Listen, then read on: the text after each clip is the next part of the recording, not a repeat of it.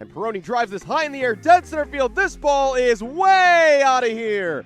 That thing almost flies into the baseball field. It actually bounced off the baseball fence a good 30 feet over the wall. A blast from Becky Peroni. A leadoff home run. We're tied at 1. Diaz looking to slide Kuhlman through, and he has. Ryan Kuhlman, big chance. Takes a deflection. Gaskins is there, and he scores. Senior day goal, Gianni Gaskins. And we know she's got wheels. Here she goes.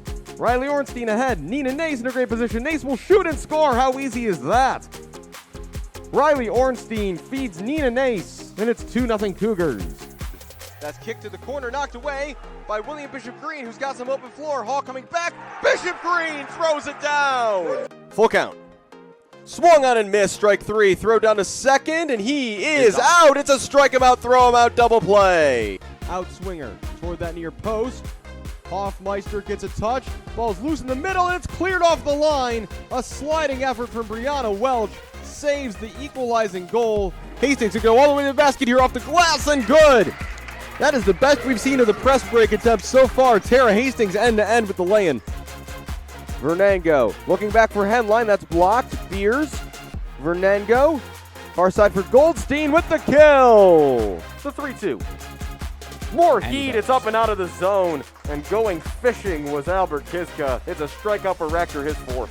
We'll drop back to pass. Cougars bringing the pressure. Jarnigan trying to escape. Nowhere to go, and he's brought down. A huge loss. It's number 56, Justin Aduo. Hastings cutting right then left to the basket, off the glass, and the foul! Tara Hastings with the first bucket of the game. First pitch from Stutzman. This is lined into the gap in right center, and Hickman dives. Did he make the catch? No signal. Yes, he did! What a play. Eli Hickman comes in as a defensive sub, and a Sports Center top 10 worthy diving grab for out number 2. Picked up though by Kahanik. Kahanik first time shot goes in! What a goal! Cecilia Kahanik from long range. Kahanik winning the ball here. She's 1-on-2 at the moment, but Gavin's open on the far side. Kahanik goes for goal and scores! Over by Stock. Steele. Vernango. Stonich. Kill! Sets. Point Cougars. Had that pass knocked down, and it's picked out of the air by Emily Cyrus. Straight ahead, the defender doesn't see her. Emily Cyrus in on goal, will shoot and score. Emily Cyrus picked off a pass and did the rest herself, zigging and zagging and scoring her 2nd of the day. It's 5-0 CUC. It's a handoff right up the middle. The ball is loose, and the Cougars have it. The Cougars force a fumble inside the 10-yard line. What a play by the CUC defense. Free kick to be taken here by Ariano. Curving it toward the far side of the 18-yard box. Headed on by Medina Granzetto. Big chance, 2-0. How about that for a set piece? Ariano, Medina Granzetto heads home. 2-0 Cougars early here in the second half. Steinkamp all the way across. Hastings catch and shoot for 3. It's good! Oh and a foul! My goodness. Oh my. Tara Hastings. A 4-point play potentially upcoming. The shot is good. 3 shots upcoming. The foul is on number 3, Nene Clark. That's her 2nd. My goodness. This game has been flipped on its head, and Tara Hastings, a driving force of that here in the 4th. Mariotti on a 1. High drive into right center field. Going back. That's at the wall. This ball is gone. A walk-off home run. Brody Mariotti. That ball is Mariotti here.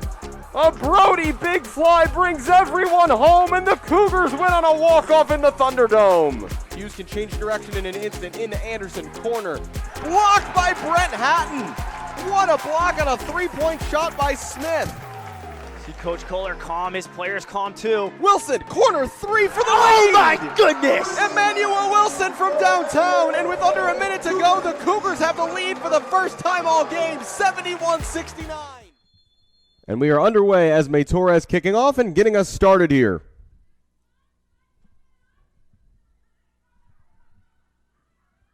Cougars working on the far side to start things off. Looks like MSOE will be lining up in a 4-4-2 with the forwards number 20 Brooke Zedek and number 14 Jill Ruark, and they've taken it away here.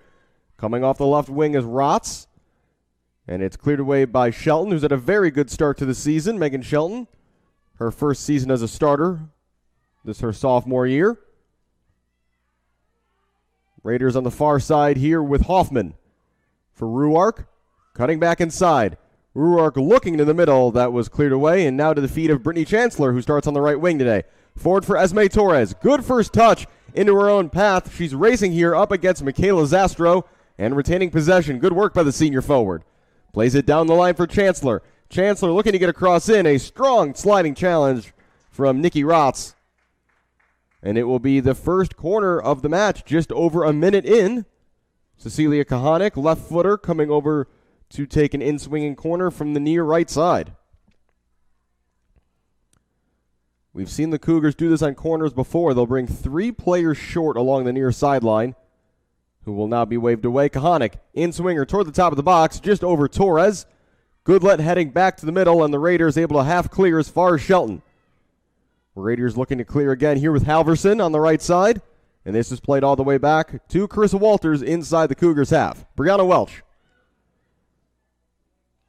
Taken away there by Robb. Back to Jackie Pettigrew on the right side of the center back pairing for the Raiders. Ruark outside to the far side for Hoffman. Hoffman was looking for Zedek to make a run that never came. And all the way back goes Walters. This will stay in play, though she'll have to play it. Under some pressure here from Ruark, who forces a turnover. A poor pass out from the Cougars and a chance to send a cross into the 6-yard box, but it goes straight through, as just catching up to it now on the near side is Rotz. Rotz looking to play it off for a corner, but it's going to go off the corner flag for a throw.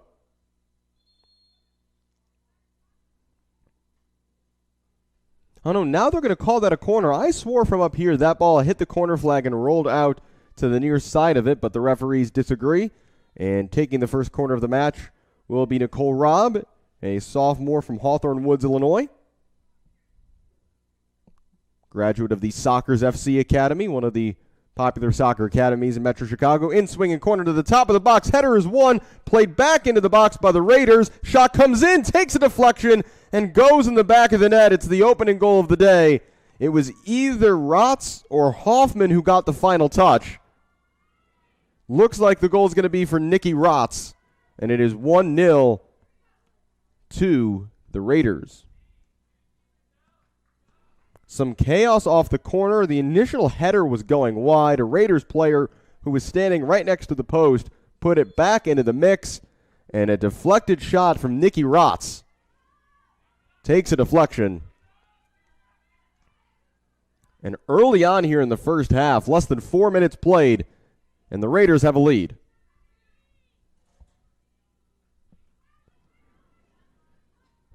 Cougars will have to be careful passing out of the back today. That all started with a giveaway in their own 18-yard box that eventually led to the corner. And then off the corner, the Raiders converting, and they're on the attack here again with Ruark. Ruark looking to slip a ball through for Zedek, but that's straight through to Cassie Salenzi, who makes her 4th straight start in goal this season. Her first season in the Cougars net as a sophomore. A career 2.34 goals against average. First touch was won there by the Raiders. Looks like in that midfield for MSOE, number 22, Emma Halverson, will sit slightly deeper than number 8, Robb. Bit of a 4-4-2 diamond look in midfield for the Raiders. Cougars left back Megan Wilkinson with the throw in here, looking for Torres. Trying to bring that down, but immediately surrounded by Raiders players, and they'll look to counter quickly again. Here's Ruark turning inside her own half. Ruark laying it outside. Ball hit forward by Rotz. This one's going to fall here nicely, though, for Zedek, and it could be another chance coming, but working back well there was Wilkinson. But it's Robb winning it back for the Raiders. Early cross in by Hoffman, and charging out comes Salenzi. Good goalkeeping to prevent any further opportunity there, but the Raiders pressing very high early in this one, and as soon as they get the ball back, looking to get upfield as quickly as they can. This one cleared down by Salenzi, but taken out of the air by Robb. Rotz Ruark now looking to touch it beyond Shelton. Too strong, though. It will roll out for a goal kick. The Raiders are coached by Rolf Zerzen. He's in his 17th season, a record of 168, 145, and 15. The Raiders have made the NAC tournament 13 times. They have won the conference twice, winning the tournament in those years as well, 2016 and 2017, and thus earning berths both seasons to the NCAA tournament. Salenzi only clears that as far as Rotz. Ruark looking to turn. Has Rotz on the overlap, battling there with Shelton. Cougars got it as far there as Chancellor. Here's Torres. Knocked away by the Raiders. Throw in CUC here on the near side. Chancellor back here for Welch. Welch turning it back. Cleared up field. Goodlet had pushed forward from midfield. This one's going to fall, though, to Esme Torres. Torres outside of the foot effort. Kahanik won't run it down, but Wilkinson will. On the overlap. Back here for Cecilia Kahanik. Inside. Goodlet turning chance, shooting chance. Torres, it's blocked. Could fall here for Chancellor to have a go when it sails wide of the near post. But the best look so far from the Cougars, and it gets some applause from the crowd here at Concordia Stadium.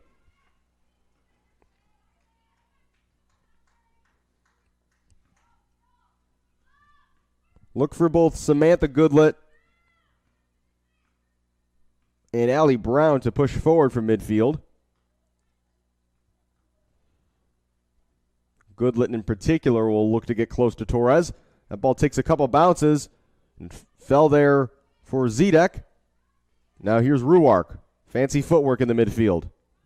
Halverson for Rotz, but a loose touch.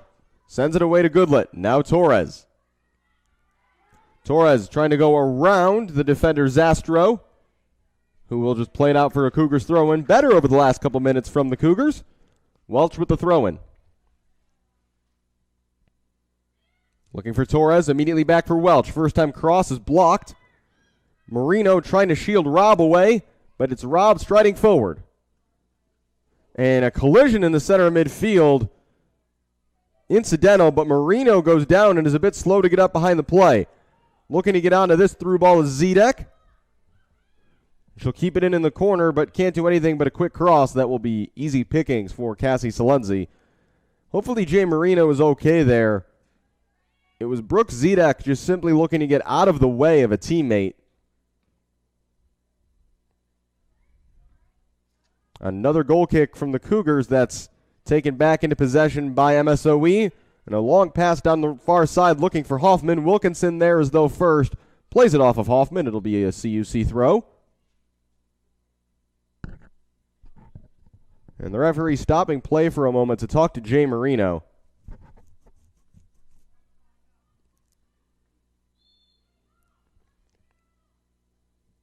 Play allowed to continue, though, for the moment.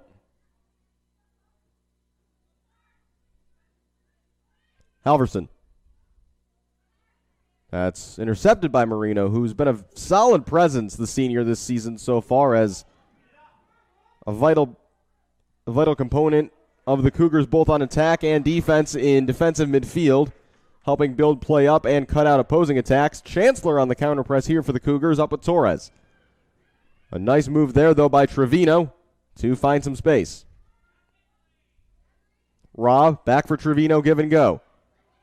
Trevino keeping it in play, nutmegging Welch, but not keeping possession. Here's Chancellor with some room down the right wing for CUC. Chancellor down the right, just to the edge of the area. Crosses that went in, takes a deflection, was going to be on goal. Was sliced off the foot of Pettigrew, but easy for Reagan Tompkins to handle. Reagan Tompkins, excuse me. Actually a Chicago suburb local from Lockport, Illinois. Played for Chicago Inter SC at the club level in high school. This ball hit way long, looking for the run there of Zedek, who's found it, looking to lay back to Robb. It's just too far, though, to set up a shot. Robb will retrieve on the far side. Halverson. MSOE continuing to have numbers forward. It's a long shot taken by Rotz. but fielded easily by Salenzi.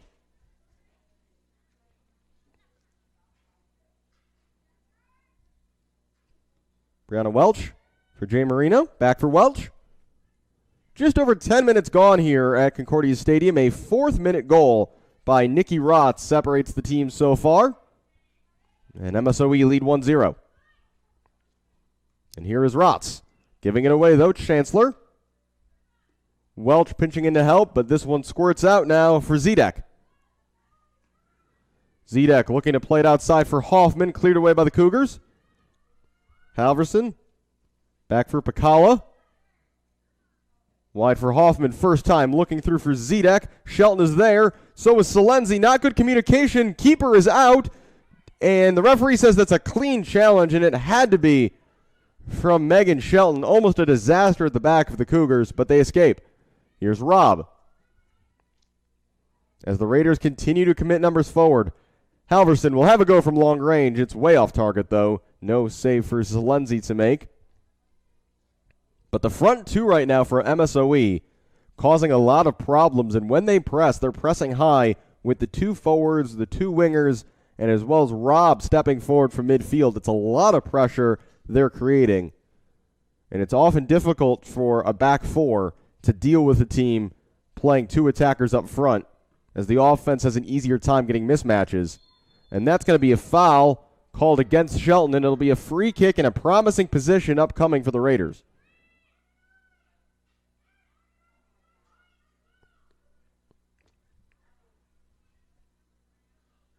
And it is number 8, Nicole Robb, setting this one up for MSOE. 3 Cougars in the wall, which the referee will now have step back.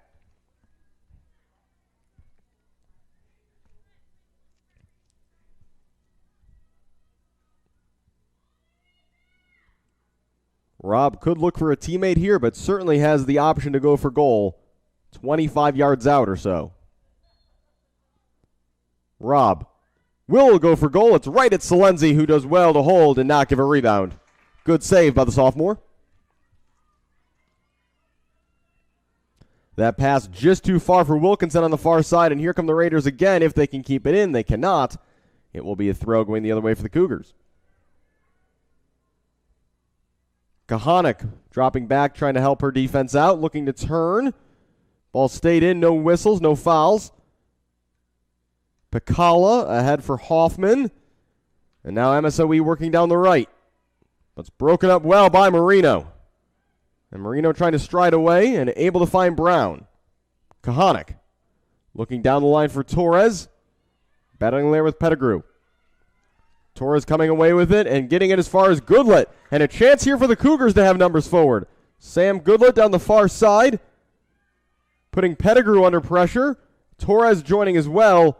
And that's well done by the Raider defender, Pettigrew, to get away from a dangerous situation. But the Cougars have it right back with Jay Marino. One of the 5 seniors honored pregame here at Concordia Stadium on what is senior day for this Cougars team. Forward by Halverson. And again, a dangerous situation there and needing to clear. Stepping forward there is Trevino. Into the attack come the Raiders. That's a good through ball for Ruark. But she was shouldered away well by Wilkinson, the left back, pinching in to help her center backs out. That's good defending by the freshman.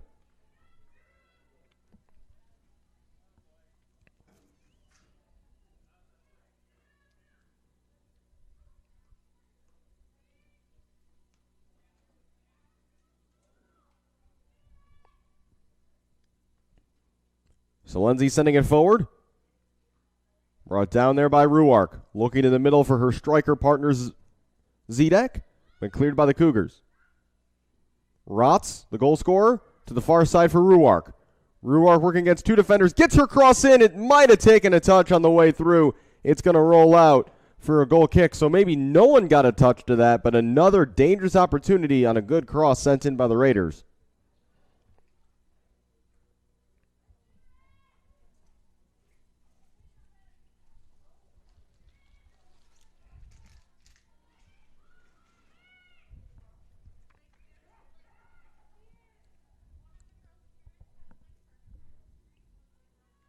Another goal kick that doesn't get very far. Zedek Ruark tried to have a first-time shot. That was blocked away, though, by Walters. And the Cougars able to clear as it's headed away by Zastro. Goodlet will let this roll for a throw-in for the Cougars.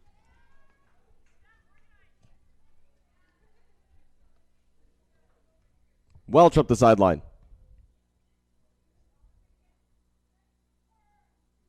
Torres looking to turn, back for Welch. Down the line, this is Brittany Chancellor. And a chance now for the Cougars to get forward. Chancellor in the corner gets the cross in, no teammate there, but it is cleared away for a Cougars corner, their second of the match.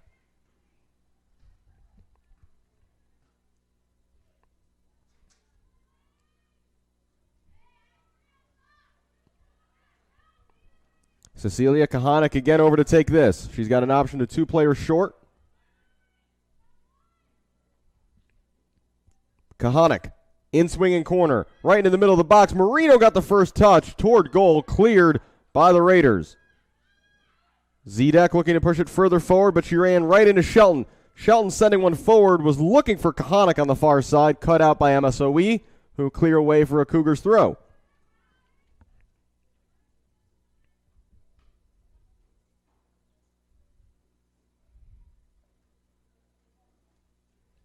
Header won there by Pacala. And headed away. Cougars ball again.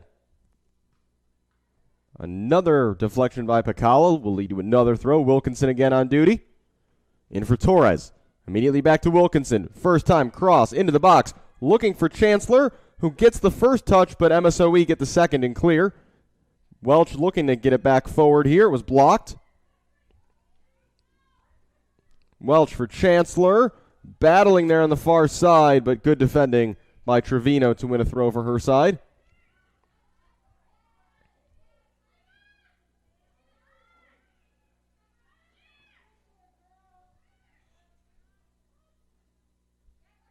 It's a nice turn there by Zedek, but she's 1-on-6 at the moment, waiting for some help.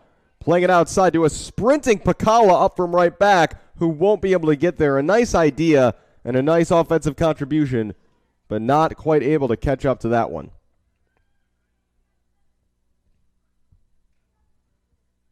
And Pacala going down there under a challenge from Brown, but it's going to go out for another throw, which he's quickly back up to take. Zedek. Brown taking that one away, but Wilkinson with a poor pass. To the middle, Robb will have a go from distance well wide, but MSOE have shown in this first half they are not afraid to take shots. Almost 20 minutes played here in River Forest. Thanks for joining us for Cougar Soccer. I'm Alex Campbell. A reminder that we'll have women's volleyball and women's lacrosse streamed on the YouTube channel today as well, so check those out. Volleyball, a doubleheader that begins at 1. Lacrosse currently scheduled for opening faceoff at 3:30. And that'll be right back here at Concordia Stadium. Brown. Laying it off for Wilkinson. Kahanik. Taken back, though, by the Raiders. Here's Zedek. Zedek looking to go past Shelton. Zedek to the end line, goes down. Referee says it's a corner. Another important challenge made by Shelton. Another one where she had to be careful.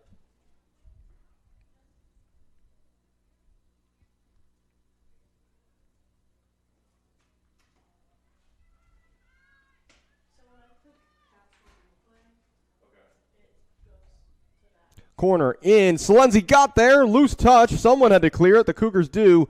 And another corner is upcoming.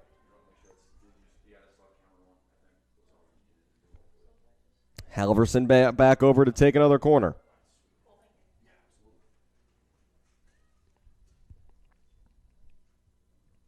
Halverson in swinger. Left-footed to the middle. Salenzi got the first touch. Ball is loose. Luckily, though, for the Cougars, there's no one there to pick it up. MSOE still in possession. And going down on the edge of the area was Trevino. No foul, says the referee. So another instance where the Cougars had to get a challenge perfect, and they did. They won't like how many desperate defending situations they've been in so far today, CUC, but they have handled them fairly well. Trevino looking down the line. Cougars clearing as far as Robb. Here's Jay Marino now. Marino tussling there with Rotz. Now Welch clears down the sideline. And Torres will give chase up against Zastro. Zastro, a nice first touch to flick it over her own head. Immediately looking to send an offensive player through. And now Zedek in a race with Shelton. Shelton gets a header away back toward their own corner. She'll prevent a corner and put it out for a throw.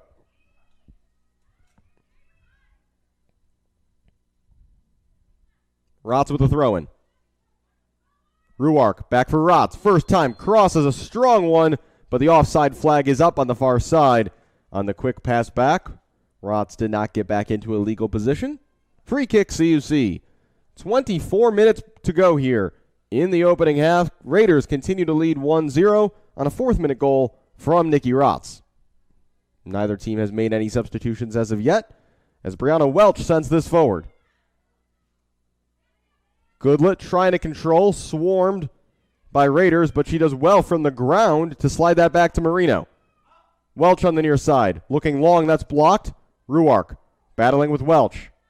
Still Ruark, back for Halverson, and a free kick in favor of MSOE as Welch committed the foul.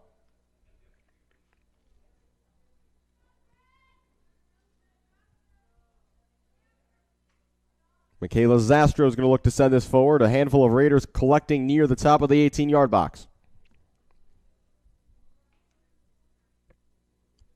Zastro, right-footed, powerful ball in. That's going to bounce all the way through. There's a Raider there, but charging out is Salenzi, who does well to control.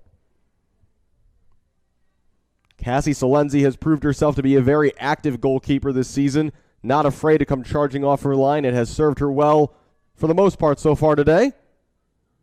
Loose ball going down was Ruark. Coming up with it was Hoffman, but she gave it away. Cougars partially clearing. As far as Halverson, Torres dropping back to try to help out defensively. Halverson does well to hold that one. Robb on the turn. Zedek try to put a nice move there on Walters, who wasn't having any of it, and Walters sends it forward now. Chancellor trying to get there, but over to covers the center back Zastro.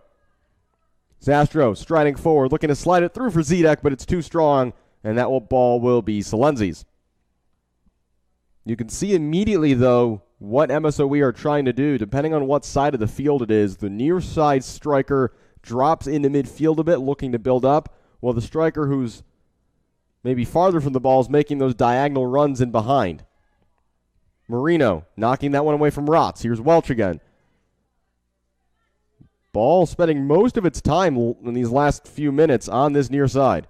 Chancellor working there against Trevino. Ball goes out for a CUC throw. Cougars might have to be patient today, and when they get opportunities, it's going to be vital to take them with how much of the ball MSOE are having. Nice turn there by Torres. She's looking to find Kahanik. A good first touch by Pakala.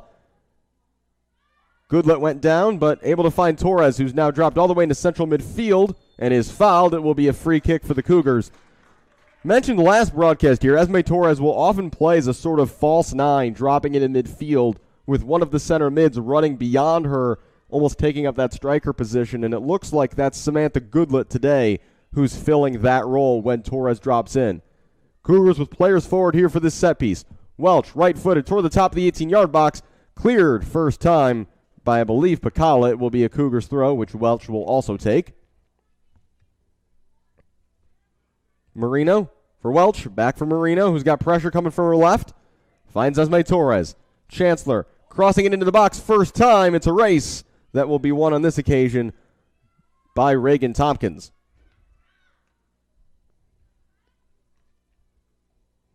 Last season, MSOE had two senior goalkeepers who basically split time evenly, so Tompkins, the freshman, installed as the starter for this season. On the bounce, this could find the path of Zedek, but it is cleared away in time by Megan Shelton.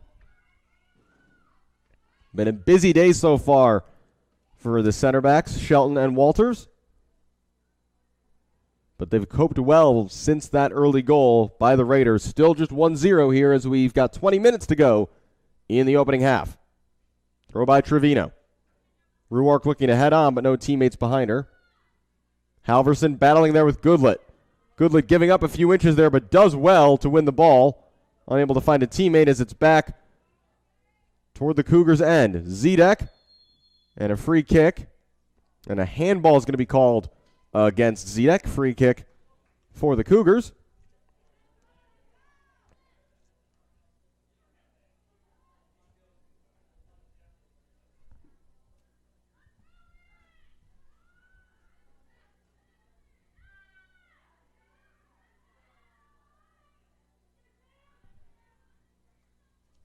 And again, looking to counter here, the Raiders. Ruark, wide for Hoffman. Zedek.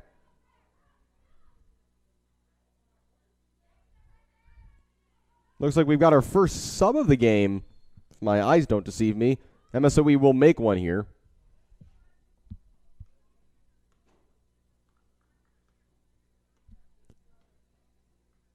As Ruark will go off. And entering the game is number 27, Caleb Buechler, Down toward the corner. It will be a corner upcoming for MSOE.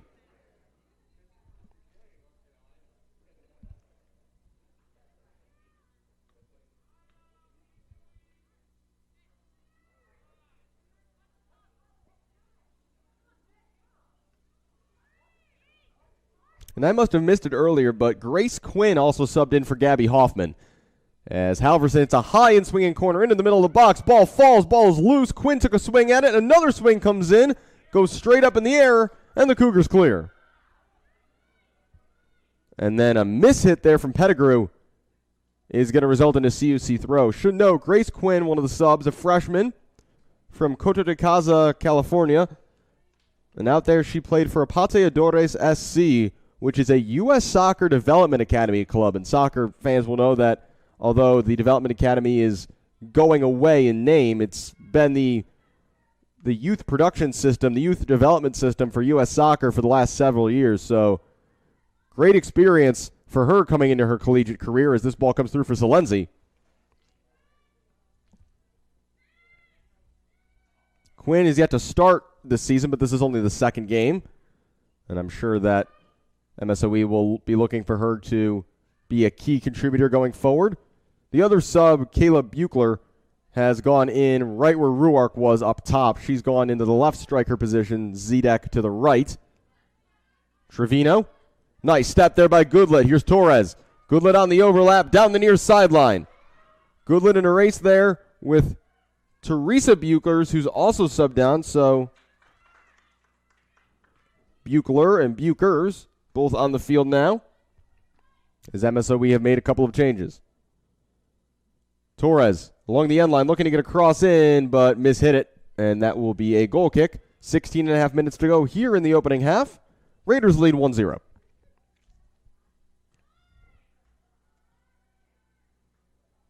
Shots are 5-1 in favor of MSOE, who have the game's only 3 shots on goal. And another sub as Pettigrew goes out.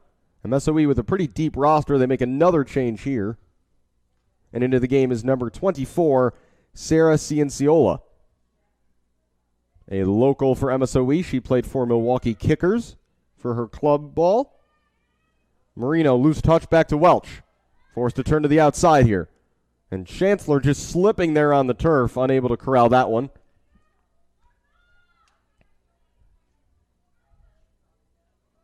That ball goes over the head of Buechler. Down the line looking for Torres. Buechers heads away. Rotz, the goal scorer, finding a Rob in midfield. Far side now for Quinn. Good first touch and good second, but that's going to run into the path of Walters first. Wilkinson looking for Brown, but that's taken away by Rob on a nice counter press for MSOE, and they've got numbers forward here. Quinn is down the far side, looking to cross it in. Quinn around a defender. Forced onto her left foot. Still Quinn, top of the box, looking for Rotz, who wanted to shoot first time. Didn't really have the time or space to do so, and her attempt sails well wide. It is a goal kick for the Cougars. And another change now, as Nikki Rotz will get a break from her left midfield position.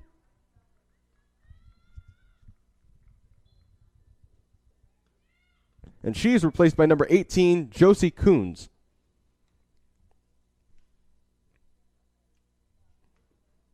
Over 30 minutes played now in the first half, and it is just a beautiful day here in River Forest. We had perfect weather yesterday for football. It is even better today because it's about 10 degrees warmer than it was yesterday. It's going to get even warmer as the day goes on, so should really be perfect for women's lax later this afternoon as they take on Wartburg College. The women's lacrosse team, of course, riding a 13-game winning streak dating back to 2019, so tune in later as they look to make it 14 in a row. I'll be on the call for that one as well. Meanwhile, Trevino crossing down the middle, and that's cleared away by the Cougars, who've done a lot of that today, just getting the ball as far away from their own goal as they can. That's knocked forward by Brown, but will roll out for a throw. Not a whole lot of touches yet today for Cecilia Kahanik, the senior left wing. Again, the scorer of the Cougars' 2 goals this season, one of them an incredibly impressive 30-plus yard strike into the top corner against Dominican. The other, a slightly lucky one from just as far out in the win over Benedictine that the goalkeeper mishandled, but they all count the same. It's a number, not a picture. And almost a turnover forced there by the Cougars. Robb playing it down the far side, but Quinn had not made the run. A whistle, though, was blown behind the play anyway. I think it's going to be a free kick in MSOE's favor for some contact after the ball was gone.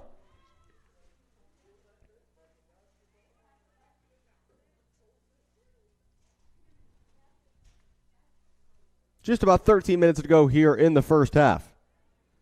MSOE has made lots of changes. Cougars have yet to make any. Here's Esme Torres looking to lay it back off for Kahanik, but scampering back to keep it in play was Quinn, looking for Robb, who was able to hold off Brown. Kahanik knocking that one away. Brown looking to scoop it forward. Intercepted by Pacala. Quinn's header straight in the air. Wilkinson now for Torres, looking to hold off number 24, Cianciola. Dropping in there is Zedek, and that's last off Wilkinson. It's another throw-in.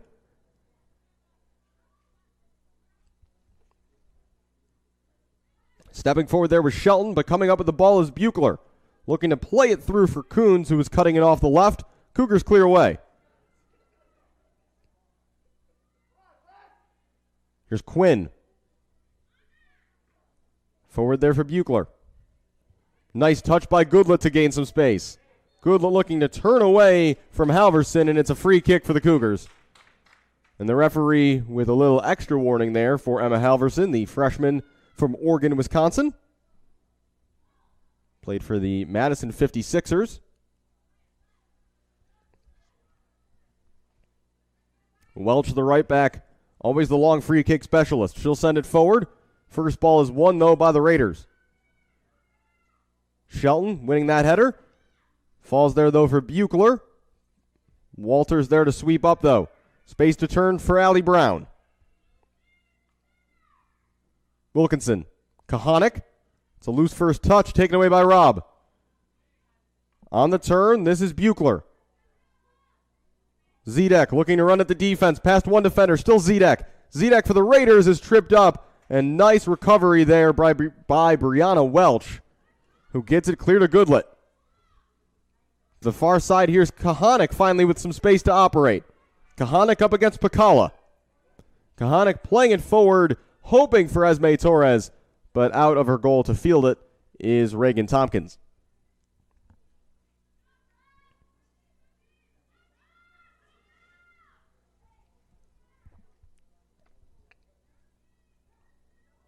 Tompkins letting her team get back upfield before taking this kick from her own area.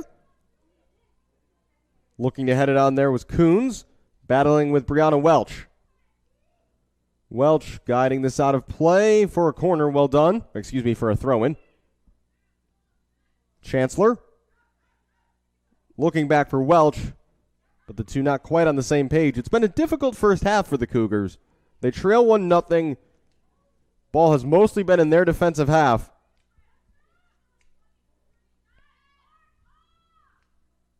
But given the way the game has gone, I think they'll be happy to have, since that early goal,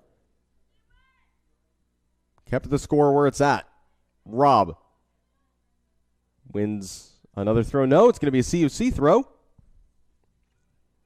It's game being played largely along the sidelines. Lots of throw-ins for both teams so far.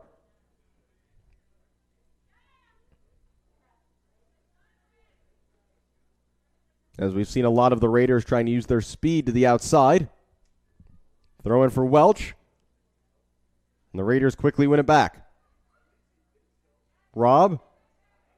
Back for Trevino, who will send it forward. That was cleared by Shelton. Now Walters for Chancellor on the near side. Taken away, though, by Trevino. Was looking on the overlap for Coons. Now here's Esme Torres for CUC, looking to lay it off, but no teammate there to collect it. Halverson. Halverson, the defensive midfielder, striding forward. She'll send the ball ahead.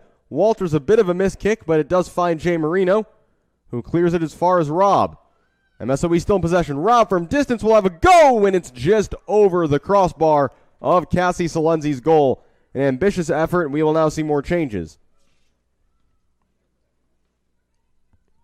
Zedek, the striker, will get a break, as she's replaced by number 26, Daphne Milkert. And for the Cougars, it is Brittany Chancellor going off, and she'll be replaced on the right wing by number 8, the freshman, Grace Glodowski. Glodowski, who has shown her flexibility this year, can play both as an outside back or a winger. Kahanik playing it back for Walters. That was deflected on the clearance. It will still be CUC's ball as the clock ticks down to 8 minutes to go in the opening half.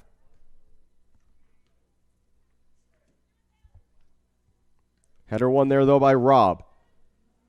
MSOE certainly player for player has a height advantage in this game, and they have used it to their advantage, especially in midfield with Robb and Halverson. Robb listed at 5'8", Halverson 5'9".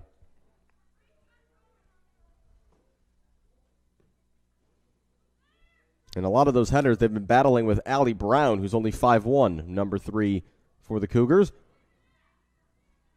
Back to pick up that loose ball is Quinn, as it's sent forward by Cianciola.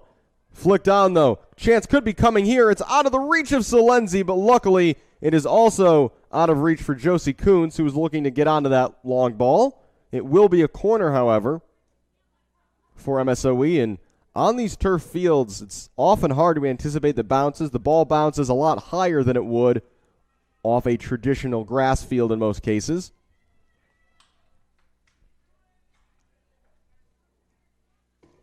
Unless, of course, you're playing on a professional level field, in which case those things are almost akin to playing on concrete, as that corner comes all the way through to be fielded by Salenzi.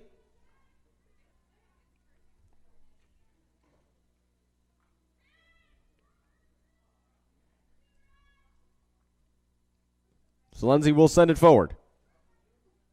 Flicked on there by Wilkinson. Here's Allie Brown. Brown, first time, looking to play it forward. Kahanik will try to run this down, but getting there first is Pakala.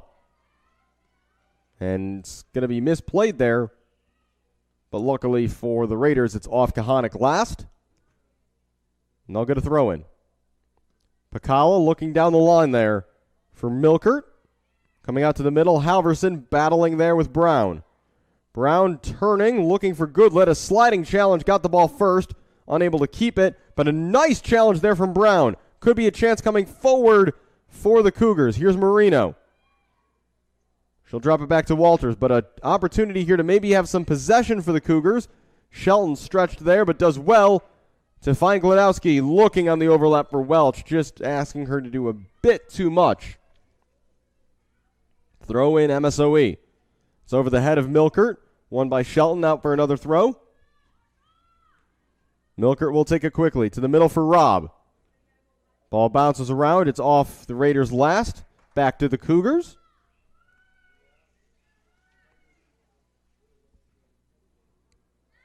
That one, though, shanked a bit, and Goodlet can retake possession, and she'll go with the safe option all the way back to Cassie Salenzi.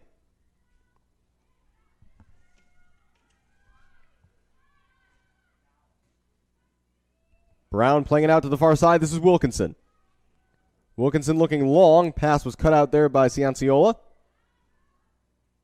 Halverson running into trouble. Well done by Brown. Cianciola clearing. Jay Marino stepping forward, though. Looking down the line. That's a nice ball played for Torres. but Buchers was over to block it off. Sweeping up there, the center back. Nice push forward here by Wilkinson.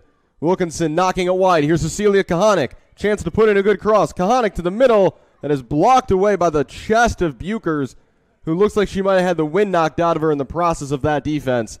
It will be a corner upcoming for the Cougars, however.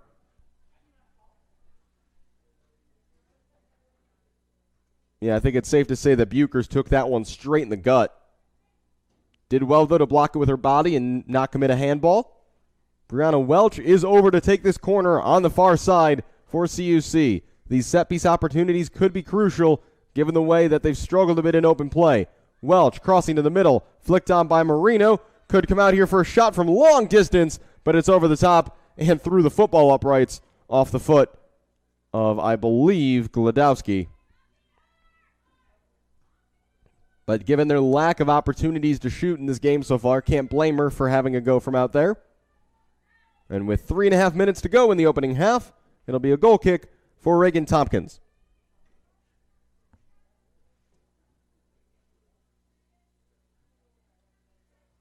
Marino doing well to step forward and cut out that pass. Was knocked away from Gladowski. Marino back in pursuit.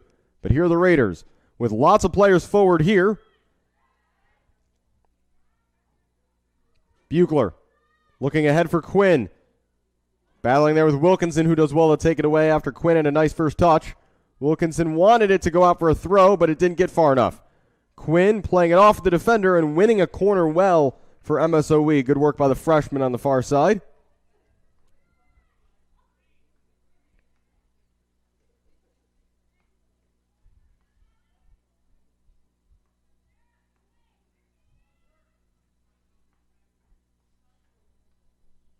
By my count, we've already seen 16 outfield players on the field in this first half for MSOE, so taking advantage of their depth. Low in swinger, cleared away at the front post. Still fought for on the edge of the box, headed on by the Cougars. Just trying to push it and will it forward, and finally it's Walters who gets it out to midfield. MSOE looking to come forward again, and Jay Marino anywhere will do. This isn't going to get to the keeper, though, I don't think. It might eventually, it will. It skips along the turf. And despite the pursuits of Gladowski and Torres, not to be this time. 2 minutes to go here in the first half. Raiders continue to lead 1-0. High ball sent into the air there by Tompkins. Takes a bounce and is headed forward by Walters. Marino battling there with Milkert. Laying it back for Robb, turning away from Brown. Looking to play it through were MSOE, but Cougars get it clear for now. Sent back forward, blocked by Marino. Here's Allie Brown. Wide there for Kahanik. Back for Wilkinson. Looking to clear, but only as far as Halverson. Pacala, excuse me.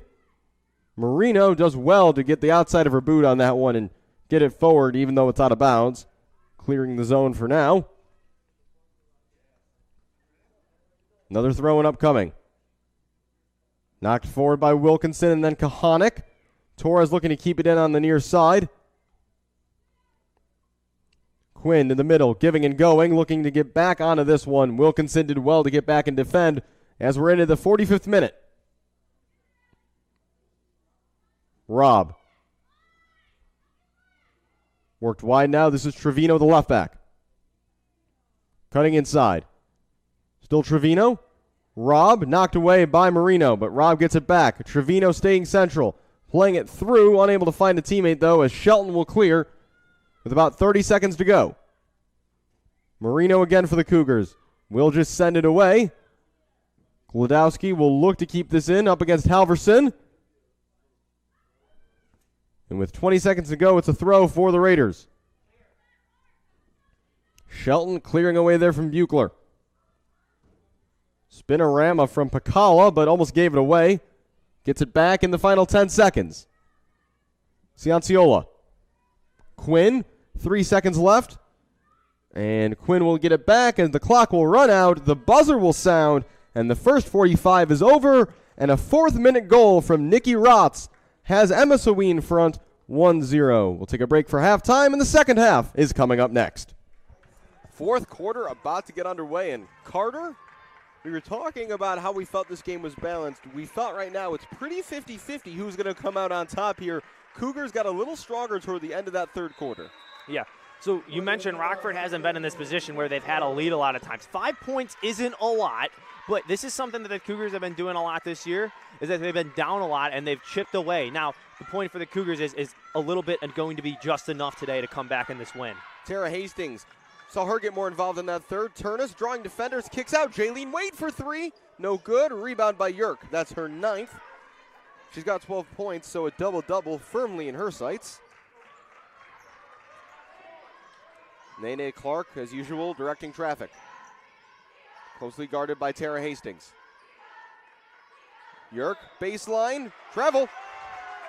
Pressure put on there by Bailey Steinkamp, forcing the mistake. And good job by Steinkamp getting around the screen that was sent by Amber Krause. She got around it, and that's why you saw the travel there by Nev Yerk, is that she was just contested in the face.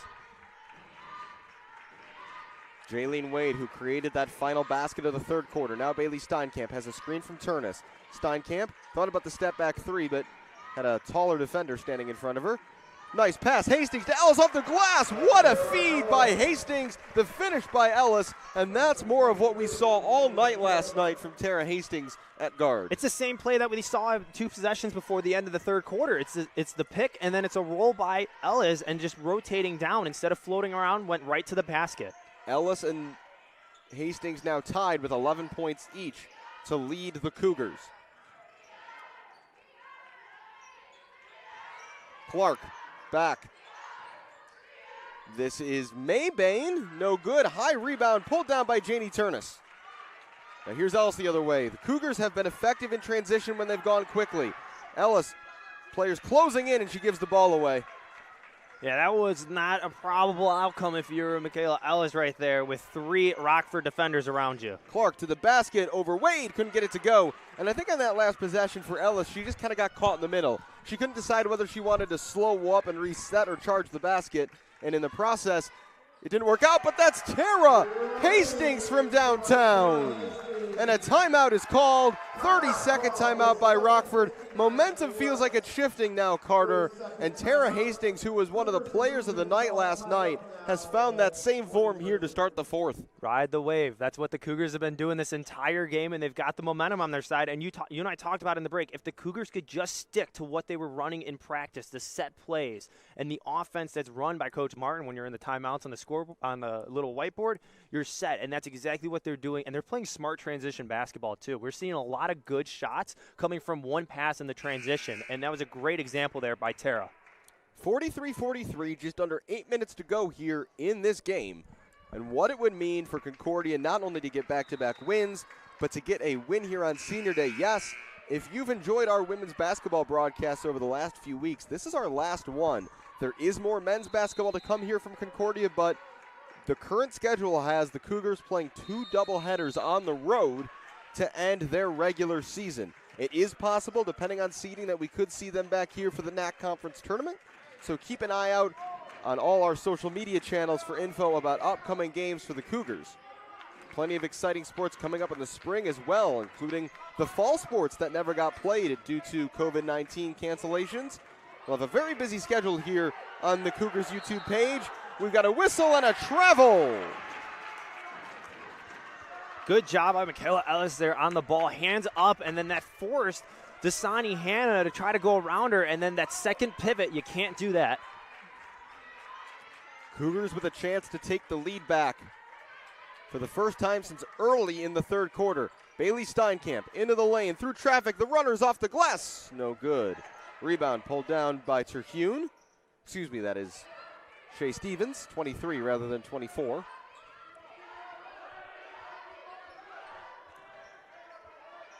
Rockford might need to innovate here. Nev Yerk, who's got the ball right now, has been their best offensive outlet tonight. Here is Dasani Hanna looking to drive. Hanna, double team. Out to Clark, 4 to shoot. Clark's out of time. Clark's got to pull up. That's blocked by Tara Hastings. Buzzer sounds, but play goes on. Concordia have the ball ahead. This is Hastings trying to get in behind the defense. Kicking out. Bailey Steinkamp into the lane. Turnus runs down the lane and scores. Excellent passing there. Hastings to Steinkamp to Turnus for 2. Quick passes and finding the holes in the defense. Good job by the Cougars again in transition to get another good basket. Inside, this is Dasani Hanna. Lots of steps again. It's another travel. I think Hannah's just feeling the pressure right now from the Cougars defense because as soon as that ball enters the post, they're all crashing, and she's trying to make something out of nothing in those situations. Back-to-back turnovers for Rockford. Probably the biggest thing we've seen in terms of an adjustment from last night to tonight is the way the Cougars have defended Dasani Hanna in the post. They lead by 2. Energy being felt here in Geisman. It's a small crowd, but that's still a huge advantage here in these times when players have gotten used to no crowds at all. Steinkamp crossing over into the lane. Bailey Steinkamp down the lane. The runner is good. Bailey Steinkamp. Bum ankle or not, Bailey Steinkamp is still quick off the ball. And again, she's just a quick crossover to an open lane and an open basket. Terhune will try to drive. She'll kick out. This is Stevens for 3. No good. Rebound pulled down by Ellis. Pass ahead. Steinkamp all the way across. Hastings catch and shoot for 3. It's good. Oh, and a foul. my goodness. Oh, my. Tara Hastings. A 4-point play potentially upcoming. The shot is good. 3 shots upcoming. The foul is on number 3, Nene Clark. That's her second. My goodness. This game has been flipped on its head, and Tara Hastings, a driving force of that here in the 4th. I mean, that pass from across the court into the left corner. I mean, you got to be kidding me, Tara Hastings. And she completes the 4-point play. You won't see that every day. And suddenly it is the Cougars by 8. It is a 12-0 run to start the 4th, a 14-0 run overall. Full timeout by Rockford. It is all Cougars right now here in River Forest. We'll take a quick break. What a 4th quarter so far for the Cougs. All right, 5:34 to go here. Exciting last few minutes here at Geisman. 51-43, the Cougars lead. A 14-0 run for Concordia has given them this 8-point lead. Honestly, it might be even longer than that. I just remember that Jaylene Wade made that final basket of the 3rd. Rockford hasn't scored in the 4th. They still haven't. That shot is no good, and now there goes that as and 1 is called. Chase Stevens gets the bucket. The shot is good. She'll go to the line. Foul is on number 25, Janie Turnus, her second, team second. Can't get too excited about that anymore. And good way to come out of a timeout, though, if you're Rockford. Get a good basket inside. 3-point play is finished off. Tara Hastings now leads all scorers. She's got 18 points.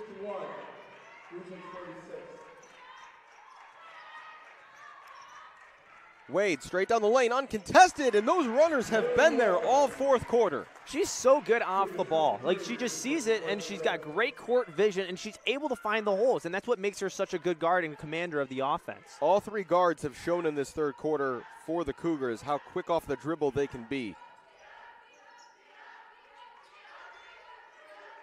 Kiara Stevens.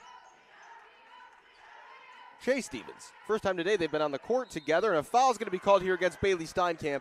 That is her 4th. Into the line will go Chase Stevens again.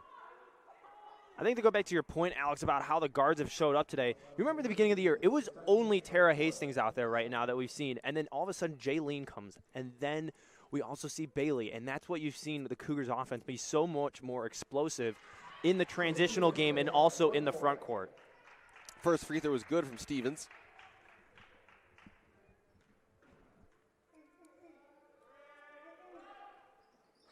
No good on the second, but Dasani Hanna grabs the rebound, just throws it off the backboard, hoping for a foul. Doesn't get it. Here's Ellis, rushing the other way. 3-on-3 there for a moment. Kicks to the corner. Steinkamp for 3. No good. Rebound is loose. Picked up by Nene Clark, who will race the other way. Clark in transition, runs right into Turnus. Loose ball. The referee signaled for a foul, then didn't, and then pointed out of bounds. It's going to be Regent's ball. Chloe Schaafsma's back in. She'll replace Bailey Steinkamp. Give a much-needed break to Bailey Steinkamp, who has the 4 fouls, so you want to be smart here if you're Coach Martin. And Chloe Shosma can provide a little bit of spark on the defensive side of the ball. It's going to be a 30-second timeout for the Cougars. We'll take a quick break. 4:26 to go here. Alex Campbell, Carter Gledhill. This has been a fun one, Carter, here today at Geisman Gymnasium. You know, it was fun to see the Cougars win big yesterday, but, you know, they kind of coasted through that fourth quarter. Been anything but here today in the final frame. Both teams going hard at this one. Yeah, it seemed like the first quarter was going to be another dog match with 9-9 at the end of the first. But now we've seen the Cougars explode in the fourth with 15 points to Rockford's 5 in the quarter. Dasani Hanna working on the block. Offensive foul. Chloe Shafsma draws the charge. Well, we said it. You bring her in for one reason, to be a defensive specialist. And what do? You put it up against the one offensive threat consistently for Rockford in Dasani Hanna, and she gets the charge. That is Dasani Hanna's fourth foul, so that explains my Nev Yerk issue earlier. I had a foul called on Yerk that went on Hanna, so she's got 4 now. But she stays in the game with 4:11 to go. No sub checking in either. Jaylene Wade, Tara Hastings, Michaela Ellis. Trying to find space to drive, it wasn't there. Turnus, Shafsma. Hastings has the screen. Hastings will pull up for 3. No good. Rebound by Hanna.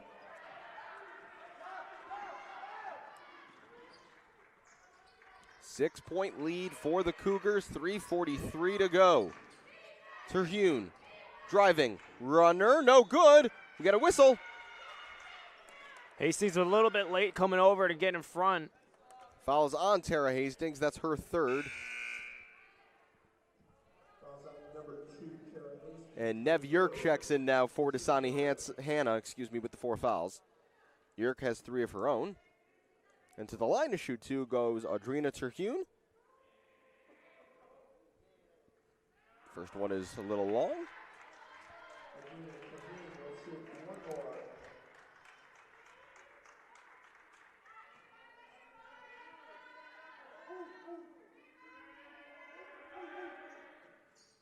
And the second is good. A reminder to join us for our next broadcast here on YouTube with Concordia. It will be next Wednesday as the men's basketball team hosts Lake Forest.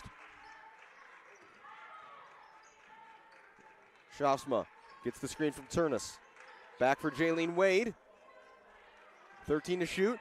Another screen from Turnus. Wade pulling up for 2 off the front of the iron. Cougars going a little cold here at the moment. A chance for Rockford to close the gap. And you can see that's why that timeout called by Coach Dinson was so important. And right out of there, they got a bucket. But Rockford's still very well in this game, and they've been taking some good quality shots. Ball was loose, and Jaylene Wade came up with it and then did well to avoid a jump ball. Hastings thought about going immediately for Shafsma, but the pass wasn't there. Encouragement now coming from the Concordia bench. Wade has Ellis going to the basket. Wade will take it herself. The runner is no good, but a foul is called. 2 shots are upcoming.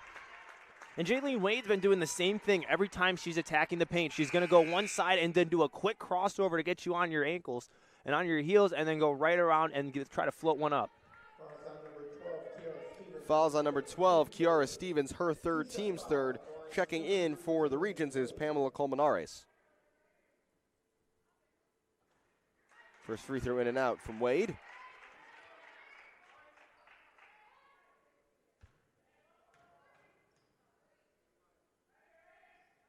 One of 2. 6-point lead. 2 minutes and 40 seconds to go. Colmenares waiting for a screen. Stevens. To Stevens. Kiara Stevens into the lane. A foul is called and the shot goes. Another opportunity for a 3-point play for the Regents. Fouls on number 12, Chloe Shafsma. Her 3rd, Team's 5th. And she is replaced by Bailey Steinkamp. To the line to shoot 1, Kiara Stevens. Also into the game now, number 20, Lamaya Maybane. And a chance to make this a 1-possession game here for the Regents. But the free throw is no good, and Michaela Ellis pulls down the rebound. Cougars have to get back to what was working for them in the beginning, is running that offense. And again, they have this bag, and they can do it. They just got to get it through. Wade and Ellis is on the offensive side. Wade kicking. Steinkamp. She'll drive now. Bailey Steinkamp to the corner. Tara Hastings is open for three, and it's good. What a shot. Tara Hastings. I said Wade, I said Ellis, and I meant to say Tara Hastings as well on that one for a good three. Clark jumper, no good. Ellis another rebound. But we saw it was a great dribble drive there. Foul's going to be called on Shea Stevens, her third. But the dribble drive from Bailey Steinkamp, the awareness to know where Tara Hastings was. We saw them point to each other as the ball went through. What a clutch possession there for the Cougars. And every time on the offensive side, there's always going to be someone open in the corner under Coach Martin's offense, because if you drive, there's going to be one person to kick out as a safety valve, and Tara Hastings has found that kind of shooting stroke in this game. 7-point lead, approaching 90 seconds left in the game. Jaylene Wade burning some clock here to start this possession. 10 on the shot clock. Wade to the corner again. Turnus wasn't there. Ellis, 5 to shoot. Corner, Hastings, opposite corner, 3 again, not this time. Rebound, loose and picked up by Wade. Back out for Ellis. And a timeout is going to be called by the Cougars. Coach Martin wants to be sure here that there's not a turnover, and it's a full timeout. They're going to talk over the end game for this matchup. They're up 7, 72 seconds left. Can the Cougars see this one out? We'll take a quick break. 1:12 to go. Cougars by 7 in what has been a very strong fourth quarter. They have outscored Rockford 19-7 in the final frame. Cougars ball to inbound out of this timeout. 17 on the shot clock. Ellis has a screen there from Steinkamp that she won't use. Again, the Cougars running down clock. Here's Bailey Steinkamp with 7 to shoot. Steinkamp still going. Bailey Steinkamp alone, stepping through. What a play by Bailey Steinkamp. Ooh, and she's nice with it over into the paint. What a play by Steinkamp. Stevens with the runner, no good. Rebound is loose, pulled down by Ellis, and they got to start fouling, but a jump ball, that's smart there by number 12, Kiara Stevens, and it's going to be Regents basketball. That's a really heads-up play there immediately after the rebound to go for the jump ball rather than the foul. Yeah, and again, it was Ellis hanging the ball a little bit too far away from her body and then just reaching in there and grabbing the ball. Rockford needs a quick shot here, and then the foul. Stevens turning, baseline, fade away off the side of the backboard. They've got to get a foul here, and they're not fouling. Interesting call here by Coach Stinson and not fouling. You would think you need to if you're down by 9 points. They're going to concede here, it looks like, which, you know, a lot of teams foul when the situation is hopeless to extend the game, but I'm surprised that they didn't try it just once just to see what would happen, to see if they could get one basket and maybe feel like they had a chance.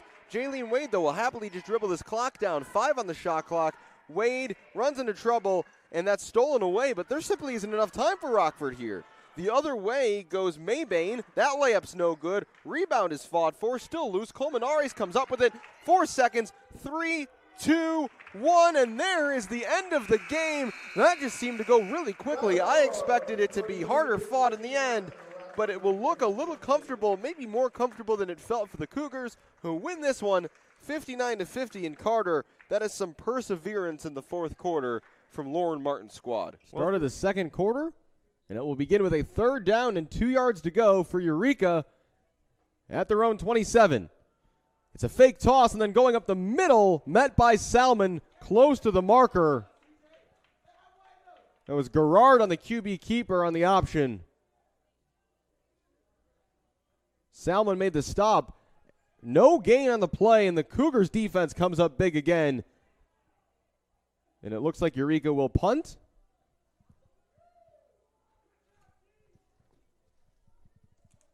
Sam Bartles also handles those duties.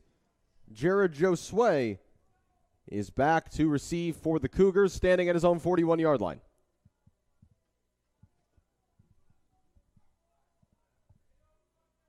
Bartles will punt from his own 12.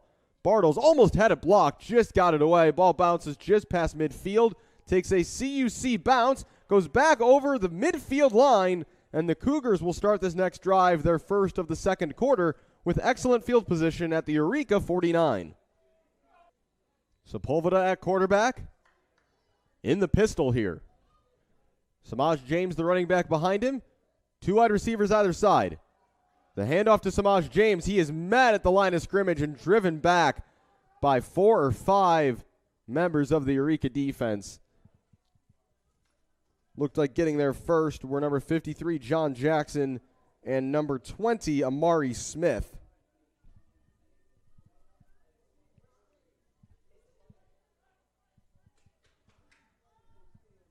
No gain on the play, 2nd and 10. Sepulveda back in the more familiar shotgun. He's got 3 wide receivers to the near side. McKinney, the man in motion. Sepulveda rolling to his right, looking downfield, nowhere to go. Eureka in pursuit. Sepulveda spinning back toward the line of scrimmage, and I think he did get there, so it won't technically be a sack, I don't believe. But no gain as Sepulveda just running away from pressure. Didn't look like he had many options open downfield, and that will bring up 3rd and 10.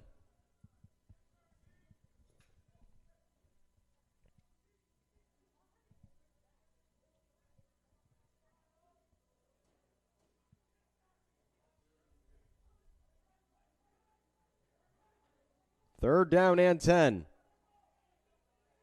Much tighter knit formation here for the Cougars.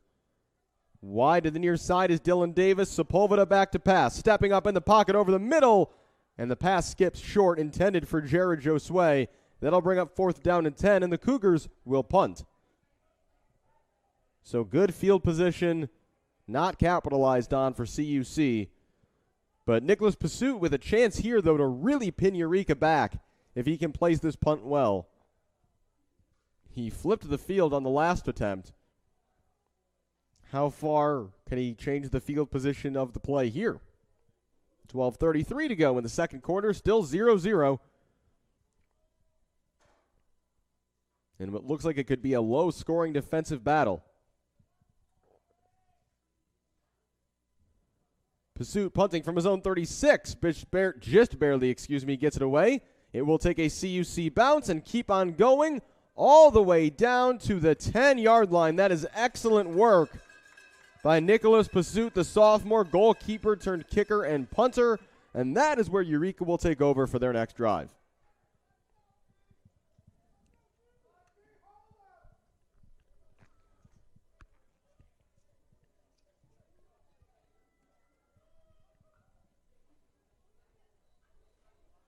After a very long and successful first drive that ended in a turnover on downs, the Cougars got the ball back quickly last time around. Let's see what Eureka has in store. They'll start with 4 wide receivers and 1 running back. That's Dowdy. Peyton Dowdy gets the carry right up the middle, and he'll pick up about 2 yards. Tackled by number 55. That's Timothy Ray, a junior from Lake City, Florida.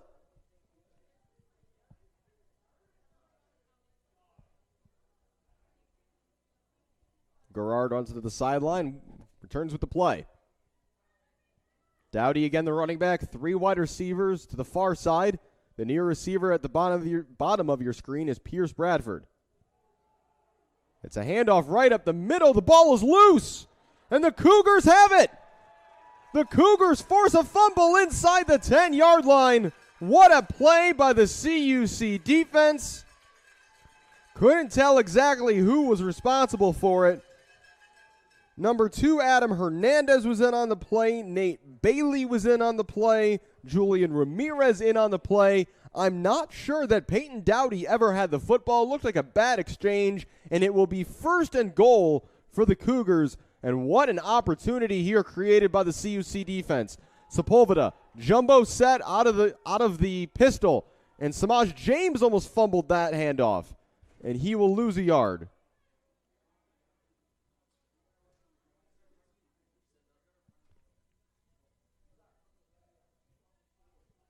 Second and goal upcoming. Ball on the 8-yard line.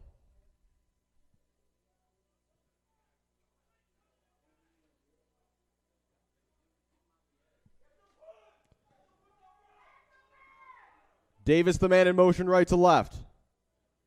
Sepulveda Again, the handoff. Again, it's Samaj James right up the middle, and he'll pick up one, maybe two. And that'll bring up third down and goal. No room up the middle right now for the Cougars.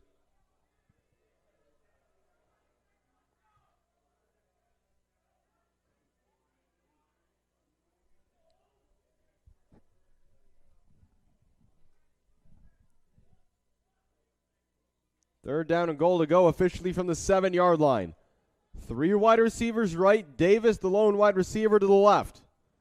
Sepulveda back to pass, swinging it for Samaj James, and the pass is incomplete. It would have been close if James could have gotten there. There were defenders converging for Eureka, and the Cougars will bring out the field goal team.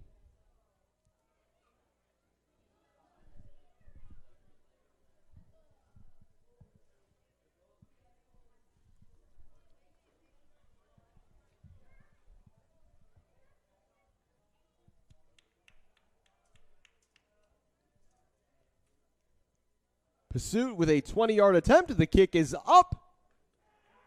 And it is good, and it is the Cougars on the board first today. And with 10:39 to go here in the first half, the Cougars lead 3-0. Nicholas Pursuit, after making that field goal, getting ready to kick this ball away.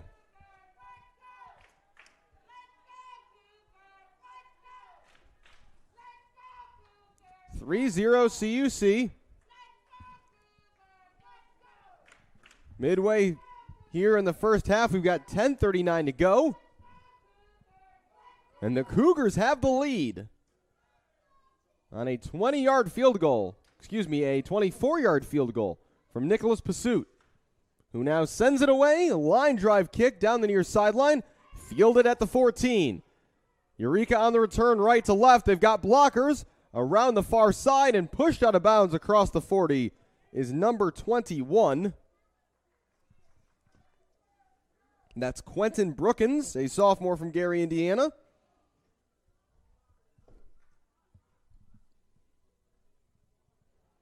So Nicholas Pursuit, though, the hero so far for the Cougars. He's had a couple good punts to put Eureka in bad spots, and out of that last one, they fumbled the ball inside their own 10, and the Cougars turned it into 3 points and a lead. Since that first drive, their last couple series have looked very out of sorts for this Red Devils offense. Garrard in the backfield by himself, 5 wide receivers. Garrard will actually pass this time. He'll throw it short right, and he's finally got his first completion of the day as thrown to the turf as Pierce Bradford, and a flag comes in late here. The tackle was made by number 5. That's Nate Bailey. The question is this a horse collar or a face mask? There was no initial indication of either of those. The flag does come in from the side, and the refs will talk it over. And it is a personal foul, horse collar tackle on Bailey. That's a 15-yard penalty and an automatic first down. And that's a tough break for the Cougars. But it also means that, statistically speaking, Nathan Garrard has still not completed a pass, as that play never happened.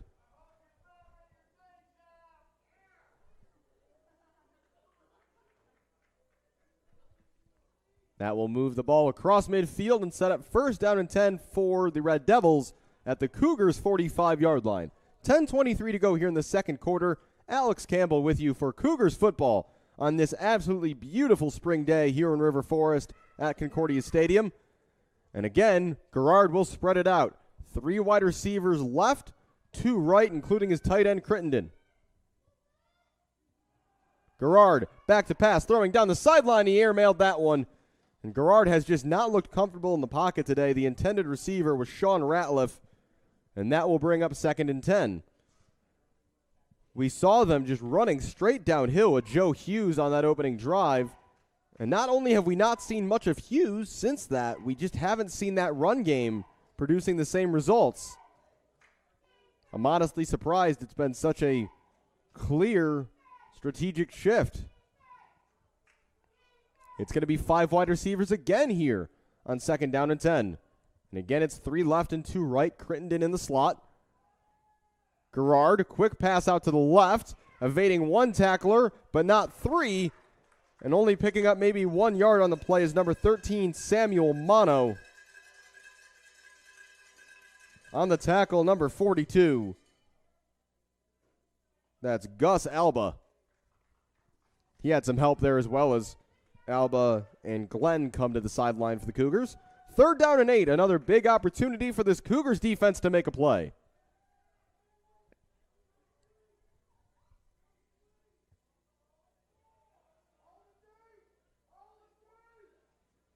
Garrard will run it himself. There's that QB draw again. Garrard has the first down and more. Garrard spinning over a defender. Garrard is down to the 25-yard line. The quarterback for Eureka taking it upon himself to make a big play, and he does.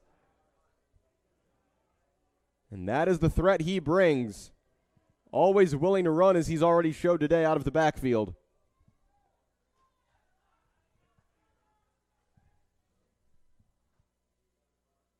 $9:13 to go here in the second quarter. And finally, there's Joe Hughes coming back to the huddle. So even if Concordia know the run is coming, can they stop Hughes? It's taken 4 or 5 of them to bring him down so far today. Hughes in the backfield to the left of Garrard. 2 wide receivers either side. The tight end Crittenden is in the slot to the left. Man in motion. Jet sweep is faked, and it's Garrard falling forward. And the Cougars didn't fall for that, and it's a loss of 1 on the first down run. The motion man was Blake Phillips, who we did see on an end around earlier. Running back Ben Bernabei comes from the sideline with the play. He's the up back. Hughes still in the game in the backfield with Garrard. 2nd down and 11. Garrard will hand it to Hughes, and there goes the big man again up the middle. He'll pick up about 4 yards on the 2nd down run. That'll bring up 3rd and about 7. But the momentum that you can see Joe Hughes run with is really impressive. In the last 6 games of last season, every single one of them he rushed for over 100 yards in each game. And as I mentioned, he was over 1,000 for the season in just 10 games. So a reliable rusher for this Red Devils offense. 8 minutes to go here in the second. 3rd down and 8 at the Cougar 24-yard line. Hughes in the backfield with Nathan Garrard. 2 wide receivers either side. Garrard is back to pass. Garrard throwing left. That is caught right near the first down marker and across the 15 for the first down. Making that catch is number 3, Blake Phillips.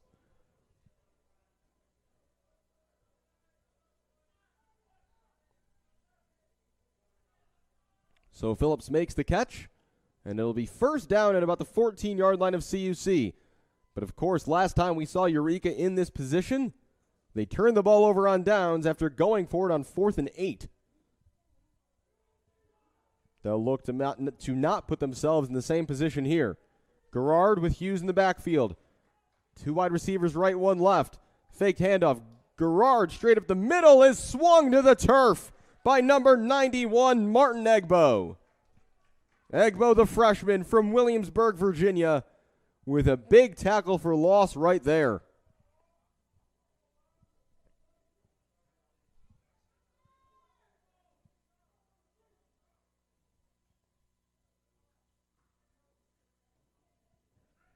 That brings up 2nd down and 13 to go after the big play by Egbo.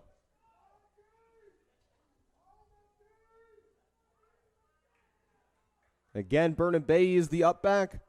Dowdy, the running back in the backfield with Garrard. The motion man is Phillips into the right slot. Garrard fakes the handoff. Quick pass to the left is complete, but taken down before he can turn outside was number 13, Samuel Mono. Tackle made by number 6. That's Earl McIntyre. And that's 3rd and long now. 3rd and 9 upcoming. As subbing into the game for the Cougars is number 55, Timothy Ray, replacing Jeremiah Glenn.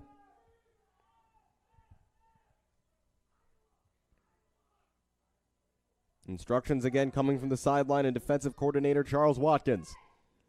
Under 6 minutes to go here in the first half. Cougars lead 3-0. Big play right here. 3rd down and 9 at the Cougars 14. Garrard back to pass, looking right. Making the catch And tackled around the 4-yard line is Pierce Bradford. It's going to be close to a first down, and the referees still discussing. They're going to say it is 4th down, and it's 4th down and very little. Ball's been placed at the 4-yard line. They've got to get up to about the 3.5 for a first down. And back into the game comes Joe Hughes.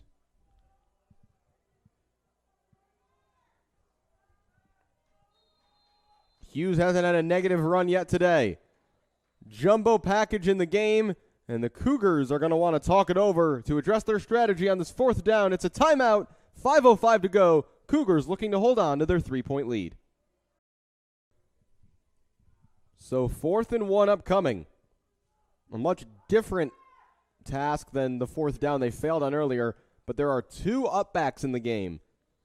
Bernabei and Boyd. Hughes is the halfback with Garrard. One wide receiver to the left.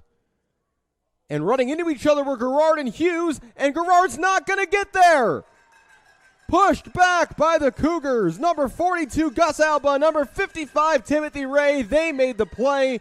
More confusion in the backfield for Eureka. The fumble earlier, but now a second turnover on downs in the red zone. Cougars ball as the defense holds. But out of a timeout, how do you not know what the play is there offensively as Garrard and Hughes turned right into each other? Garrard tried to improvise, but it was too late. And running back and quarterback not on the same page. The Cougars take over, but inside their own 10. Sepulveda in the backfield, 2 running backs. Joe Sway, the man in motion. Fakes the handoff to Samaj James. Sepulveda has to be careful. He'll swing it out to Joe Sway, and Joe Sway is pushed out of bounds for a loss of about a yard.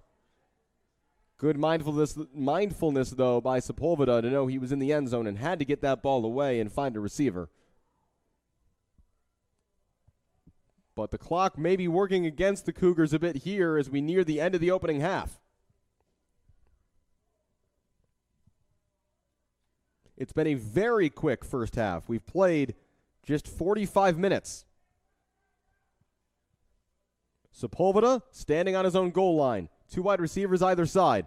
James the running back. Sepulveda back to pass. Looking for the post for Joe Sway, and it's just over his outstretched fingertips. Falls incomplete. On defense were number 12. Number 12, Garrett Wayne.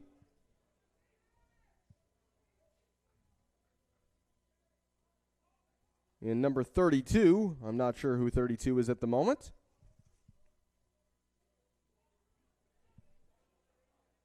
'32, Jack Arnett.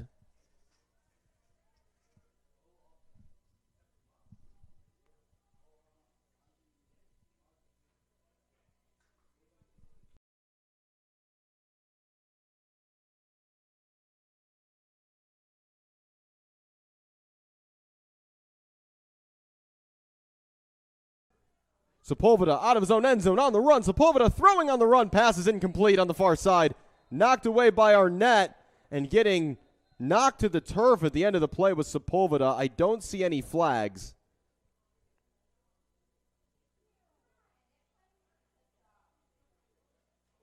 Referees are going to talk it over whether or not was that a late hit.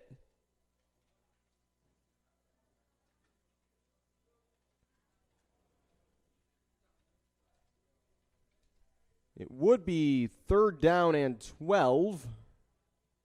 Excuse me, 4th down and 12. There was a flag down on the play. Excuse me. But the flag was going to be against Concordia. Eureka has declined the penalty, and that will put the Cougars in 4th and long inside their own 10. You have to assume they're going to punt here.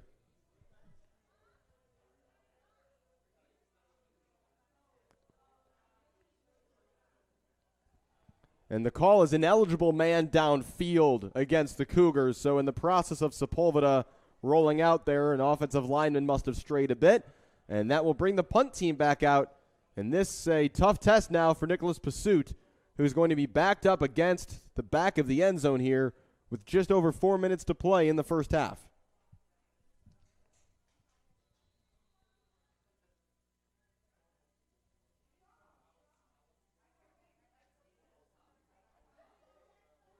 Hasut gets the punt away. It's straight up in the air, though. Short kick. It will take a CUC bounce at first, but now backtracks, and it will be downed in excellent field position. Under 4 minutes to go in the second quarter, and Eureka will take over at the CUC 27.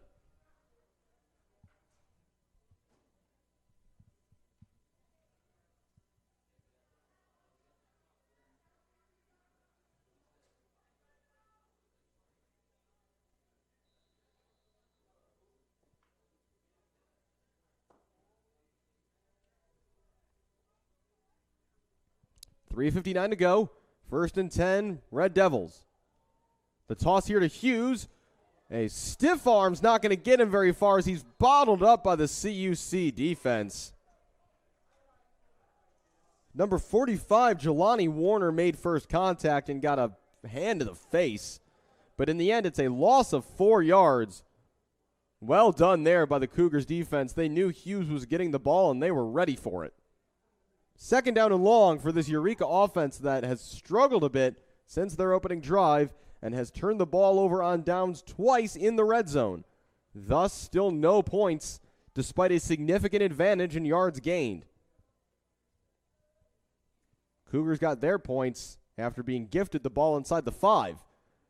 Garrard out to the far side, completes to Mono. He's across the 20, and it'll be 3rd down and about 2 yards to go on the pitch and catch from Garrard to Mono. Mono, a freshman, making his 7th catch of the year. 3rd down and 2, 3 minutes to go here in the second quarter. Garrard back to the huddle for the Red Devils.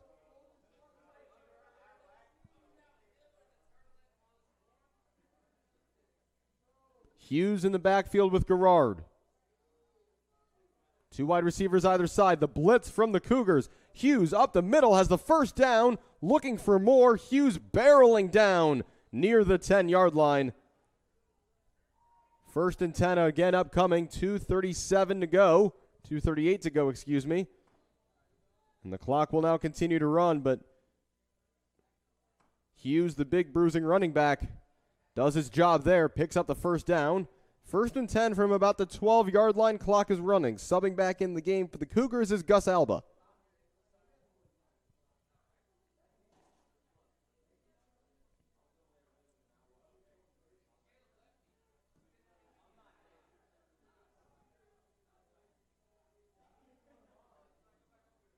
Garrard fakes the handoff. Back to pass. Throwing for the end zone, and he bounced the ball. Or did he?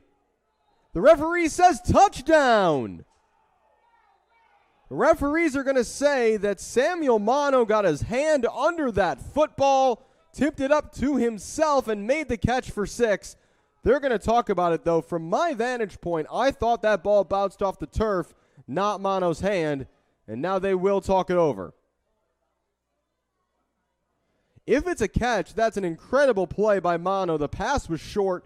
If he was able to get his hand under that and knock it up to himself, that would be an incredibly athletic play for the touchdown. Referees continuing to discuss. And they've broken up, and now they're going to come over and talk to Jason Aubrey. And they signal that it is a touchdown. So a touchdown pass from Nathan Garrard to Samuel Mono. With 2:01 to go here in the first half, Eureka has taken the lead in somewhat controversial fashion. Sam Bartle's in for the extra point. But if the refs are to be believed, that is, as I said, a fantastic adjustment by Mono to get his hand under that ball and give himself a chance at the grab.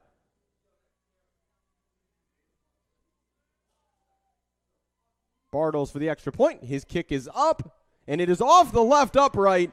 And so that means it will still be a field goal game. Cheering from the Concordia bench and the stands. Maybe some justification that they were right about that call. But with 2:01 to go here in the second quarter, it's Eureka in front, 6-3.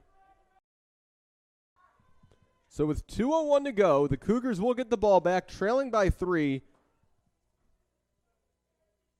A 12-yard touchdown pass from Nathan Garrard to Samuel Amano, but the extra point off the upright and no good. Bartles will now be on kickoff duty after he missed that extra point. And again, it is McKinney and Bailey back to return for CUC.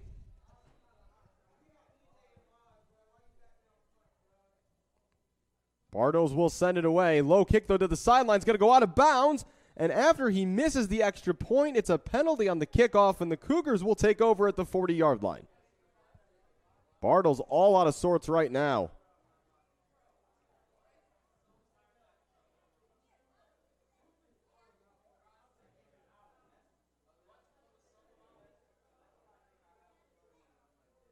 So it'll be 1st and 10 Cougars. Not at the 40, excuse me, at the 35-yard line. No, it will be at the 40th. That's what I thought. Referees with some confusion there for a moment, but this is a 2-minute drill. This is what you go over in practice. This exact situation, decent field position, looking to score before the half. A reminder that Eureka will get the ball first to start the third quarter. Jordan Sepulveda immediately under pressure, spinning away. Sepulveda still evading. Sepulveda to the sideline is spun out of bounds, and it's going to be a flag. Is this going to be a late hit? If it is, man, would that bail out the Cougars. Well done by Sepulveda to just keep that play going. And it is indeed a personal foul. It's a late hit.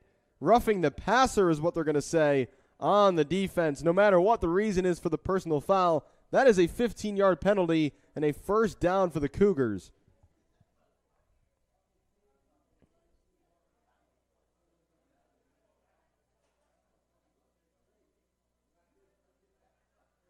At least it should be. They haven't moved the chains yet. It's going to be from the spot of the foul, which means referees have to walk off the 15 yards. So it'll be a net gain of about 12 yards for the Cougars, who will have first down inside of Eureka territory with 1:52 to go.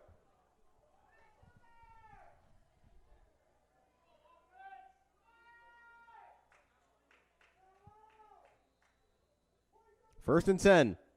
Sepulveda back to pass. Looking left. Looking over the middle. Sepulveda throwing, and it's dropped. In and out of the hands of Jalen Glass. It does stop the clock. But a tough moment there for the sophomore. Playing in his third game as a Cougar. And now we've got whistles.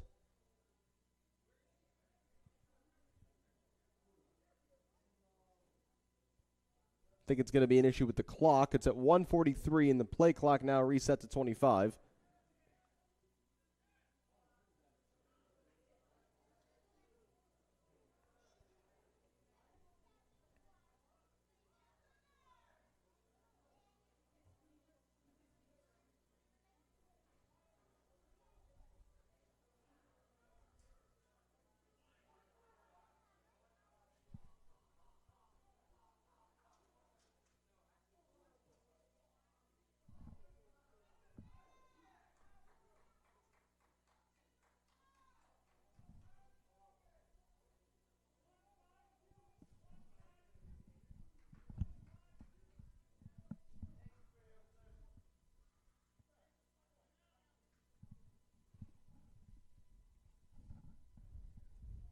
Looks like we had a game clock issue. They wanted the clock back to 1:52. Second down and 10 inside of Eureka territory. Sepulveda with James in the backfield. He will toss it to Samaj James. James running right. He's forced out of bounds.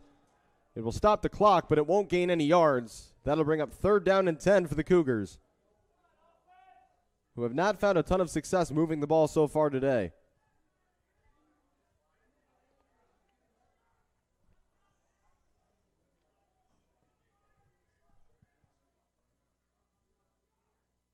Instructions coming from the sideline. Still 30 to go on the play clock, so plenty of time.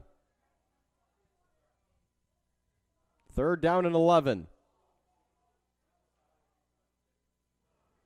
Sepulveda alone in the backfield. 5 wide receivers. Excuse me, 2 either side. He's got a tight end on the right side of the line. A blitz coming from Eureka. Sepulveda rolling to the right. Got to get the throw away. He does, and it's into the Eureka bench as Sepulveda keeps going out of bounds. But again, pressure coming from the Red Devils, causing all sorts of problems for the passing game of CUC. And that will bring up 4th down and 11 with 1:41 to go. And for now, the offense looks like they're going to stay on the field. But they're going to wait a minute to talk about that decision.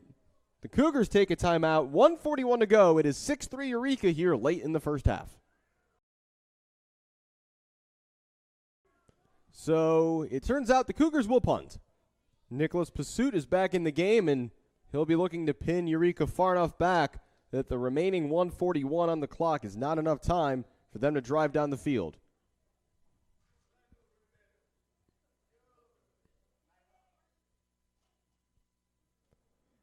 Again, Eureka bring the pressure, and they almost get the block, but Pursuit gets it away. That's a beautiful punt. High in the air. They'll take a high bounce out of bounds, and it will be marked at right about the 22-yard line. 1st and 10 for Eureka. 1:34 on the clock for them to find a few more points and try to lead by more than a field goal. He might have wanted it inside the 20, but in terms of the quality of a kick, Nicholas Pursuit got about as much of that one as he could have wanted. Maybe just a little higher in the air than he would have liked.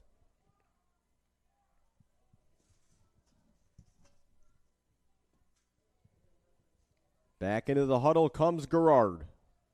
1:34 to go in the half. The last drive ended with a pass from Gerard to Mono. Cougars claiming, along with the fans here at Concordia Stadium, that it looked like that ball went off the turf before Mono secured it, but the referees ruled that Mono got his hand under it for the deflection. It's a QB draw to start things off here, and Gerard is near a 1st down on the 1st down carry. And he does have a 1st down, a gain of 11, but the clock is running.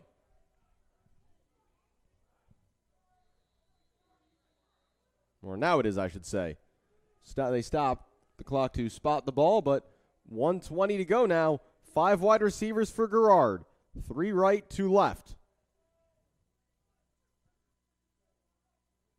Gerard back to pass. Quick throw out to the right is complete. And immediately hit is number 13. That's Mono.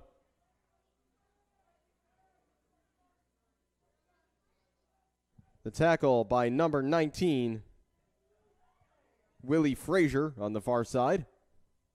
As we're under a minute now. Gerard down the sideline. Incomplete, overthrew his man. He was looking again for Samuel Mono, and that will bring up 3rd down.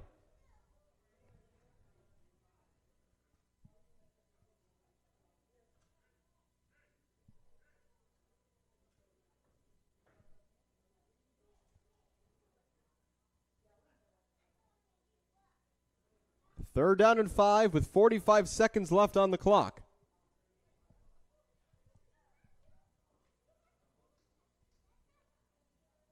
Gerard again has 5 wide. Gerard back to pass. Will tuck it and look to run. Spins out of traffic. Gerard diving forward. He's got the 1st down. Across the 45-yard line.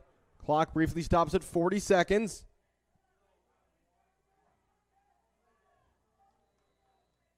Gerard's feet have been the most effective and consistent weapon for the Red Devils today. Same formation. Gerard back to pass, looking right, looking downfield, puts it up for grabs.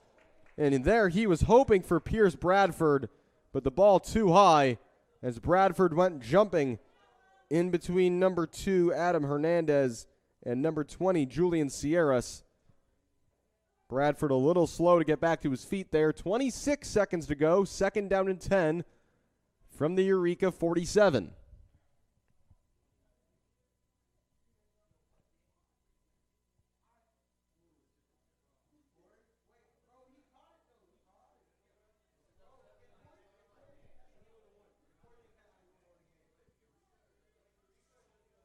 Gerard again with 5 wide receivers. Back to pass. He's got a man short to the right. He'll complete the pass, but in trouble immediately and nowhere to go. Making the grab with Sean Ratliff, but a group of Cougars wrap him up quickly. Jelani Warner and Timothy Ray were among those in on the tackle. No gain on the play, and the clock is just continuing to run here. Eureka will let it run down. 3, 2, and 1, and that is how the first half will come to an end. A late touchdown scored by Eureka has them in front, but it's been a defensive battle here in River Forest so far. At the half, Cougars 3, Red Devils 6. Good afternoon and welcome to this presentation of Concordia University Chicago Athletics, the final home event of the 2020-21 school year. It's been a long, eventful year. We've had a very busy spring here at CUC with all of the sports kind of getting jammed into one season, but we have reached the end, and today we've got a doubleheader for you at the Thunderdome between the CUC baseball team and the Rockford University Regents. Big implications today. The final spot in the NAC playoffs is on the line this weekend. I'm Alex Campbell alongside Justin Bjorseth here at the Thunderdome, bringing you this CUC baseball season finale home doubleheader. Let's take a quick look at the starting lineups. Well, I should say the starting lineup, the batting order for Rockford today. Leading off is number 2, Hunter Fiorito. Batting second, number 34, Jared Herzog. Batting third, number 16, Christian Garcia. In the cleanup spot, number 25, Phil Highland. Batting fifth, number 9, Troy Tucci. Batting sixth is number 5, Peyton McCrae. Batting seventh is number 22, Isaac Mestis. Batting eighth is number 1, Zach Hunter. And batting ninth is number 19, Tyler Peak, defensively for the Cougars. Kevin Garcia does the catching. Brody Mariotti is at first. Bryce Vincent is at second. Matt Uba is at short. Jaime Sandoval starts at third. Aiden Donovan is in right. Nathan Dewey is in center. Gary Maynard is in left. And on the mound, the ace of the Cougars pitching staff, senior, number 45, Cole Carmen. And Justin, bringing you into the broadcast here, we saw last week Cole have his longest outing of his long and decorated CUC career, in terms of pitches at least, with 118 last week at Aurora. And he's going to have to shake off any rust from that, because this is a big game right here at the start of this 4-game set to determine that final playoff spot. Yeah, like you mentioned, last weekend he went on Sunday's half of the doubleheader. Today, in the season's final series, head coach Colin Connor electing to set the tone with, as you mentioned, the ace of the staff in Cole Carmen. So you got to think a little bit of a different feel for him when he knows that he's starting a series off. You know, every game is obviously its own deal, but absolutely knowing he can set the tone for the weekend right here. That's a foul ball by the leadoff man. This is Hunter Fiorito playing in his 30th game of the season, a .296 average batter, 401 on base, so he does walk quite a bit. 3 home runs, 16 RBIs, but the main thing to watch for with Fiorito, he is 15 for 19 in stolen bases this season, among the conference leaders in bags snatched, and it's a quick 0-2 count from Cole Carmen. Cole on the season making his 8th start and 9th appearance. He is 4-3, a .551 ERA in 50 2/3 innings pitched, 48 strikeouts to just 8 walks. The 0-2. Swung on and missed, and he's got his first strikeout of the day, and an ideal beginning for the Cougars and for Carmen. Yeah, he looks really comfortable out there so far. I still can't get over 19 stolen base attempts is quite a bit, let alone 15 of them being successful. That means he's running just about any time he's on base and there's no one in front of him. Absolutely. Jared Herzog, freshman from Ottawa, Illinois, is the number 2 hitter. He takes ball 1. Herzog, one of the best hitters in what's not been a particularly strong offense for Rockford this season. In 34 games, he's hitting .308 and .844 OPS, 1 home run, 19 driven in. The 1-0 from Cole Carmen is grounded up the middle into center field for a base hit. He went down and got that one. Carmen made a good pitch, hit his spot low in the zone. That'll bring up the catcher, Christian Garcia. Garcia in 33 games this season, hitting .316, a .994 OPS, 9 home runs, 39 RBIs. So he is the power threat in this lineup for the Regents. How will Carmen deal with him first time around here? Runner at first, one down. First pitch is in the dirt, ball one. Clouds starting to blow out here. We've got, some scattered blue sky in River Forest this afternoon, hoping for a beautiful day of baseball. Little chillier than last weekend, but it's a little cold for spring, but we'll take the sunshine as that's low again, 2-0. The runner at first, Herzog, 6 for 7 on stolen bases this season, so a willing, if not a frequent runner.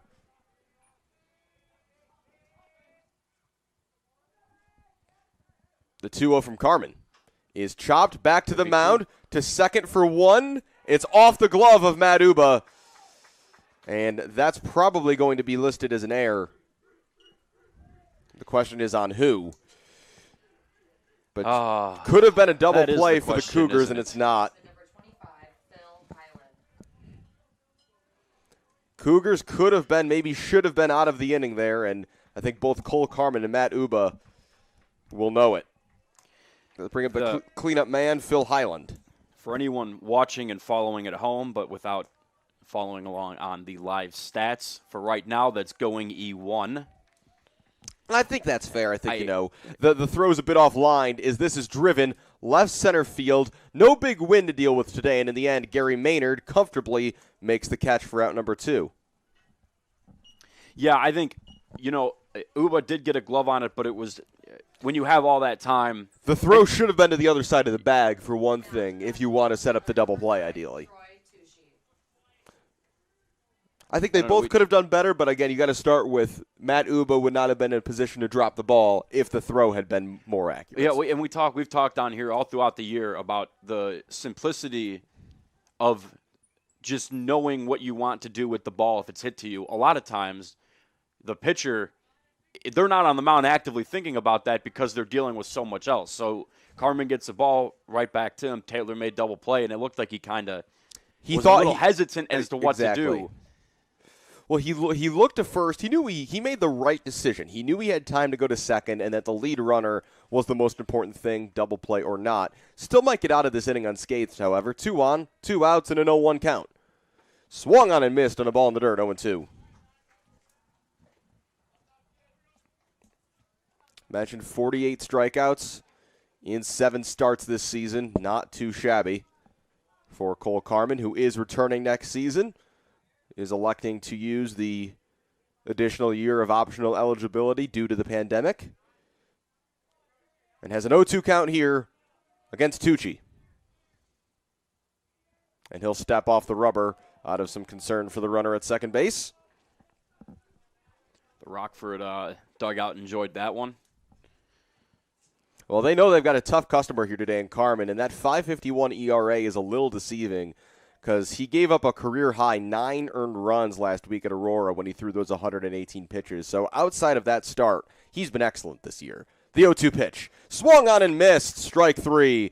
And that ends the inning. 2 strikeouts for Carmen. No runs allowed. We'll head to the bottom of the first. Here come the Cougars.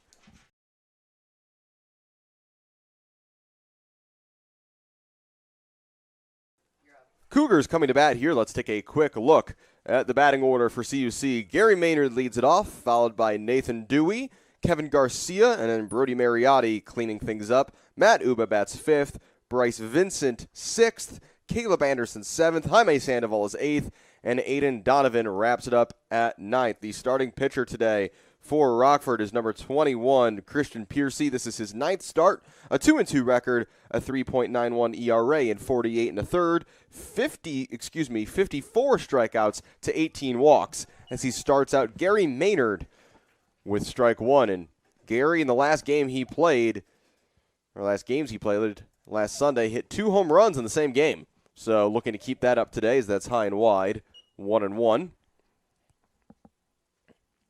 Rockford defensively, Christian Garcia does the catching. Peyton McCray is at first. Phil Highland is at second. Hunter Fiorito is at short. Zach Hunter is at third. Right field is Isaac Mestis. Tyler Peak is in center. And Troy Tucci is in left, as that is outside. 2-2 to Maynard. Gary, always a very patient hitter. Of course, as you've probably heard by this time several times if you've watched our games, no player in all of college baseball gets hit with baseballs more than Gary does, and he is called out here on strikes. Now to bat the center fielder, number 40, Nathan Dewey. Nathan Dewey comes to the plate, making his 11th start of the season. A .344 batter, but an OPS over 1,200. It's not a huge sample size, but 2 home runs, 9 RBIs, and a triple. First pitch on the outside corner.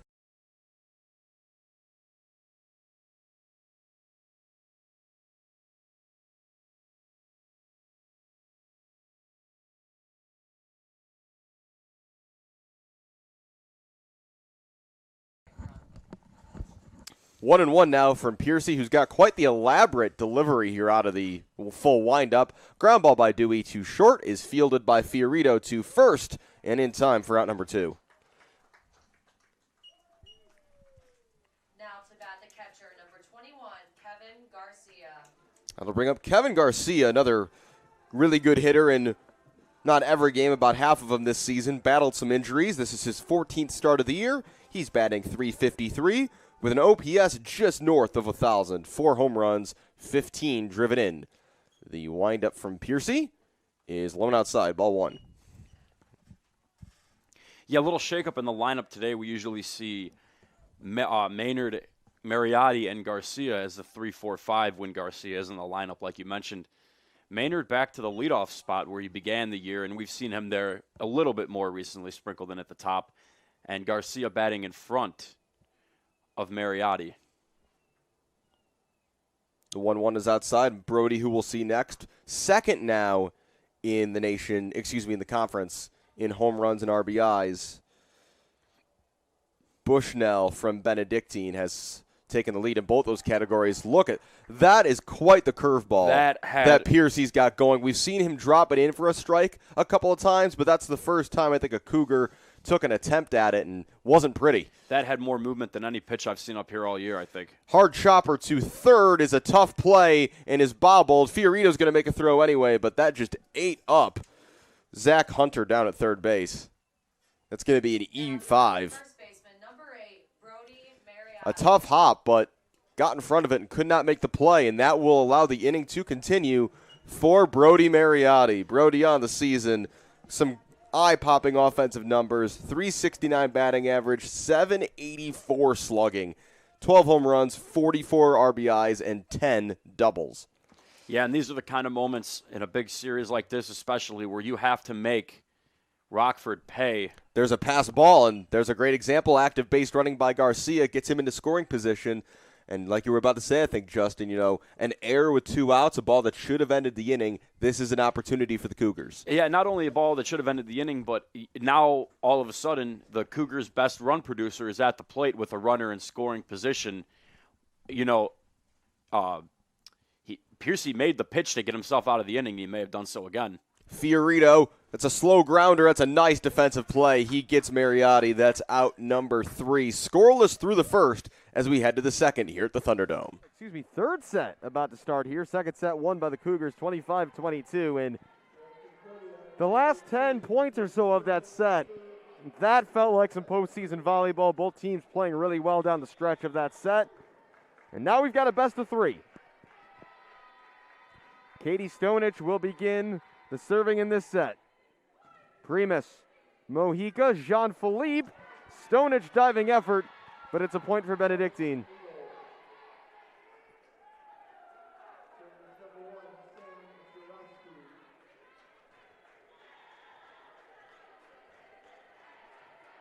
Zarowski to serve. Renengo looking to set up Steele. Teardrop for the kill. Tori Steele, who only played in 4 matches this season, but is playing a big role here tonight, as Alex Klassen will now serve.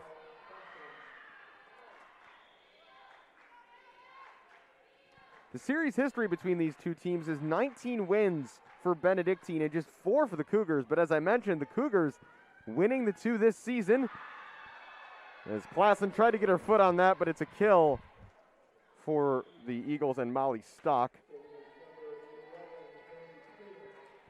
Stock, who had over 100 kills this season, 105, an average 2.69%. Primus to serve.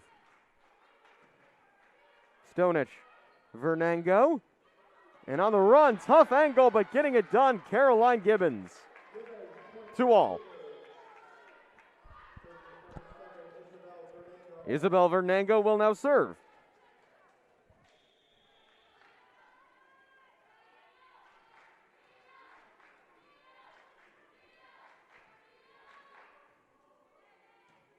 Primus, Mojica, Estepare, that took a deflection at the net.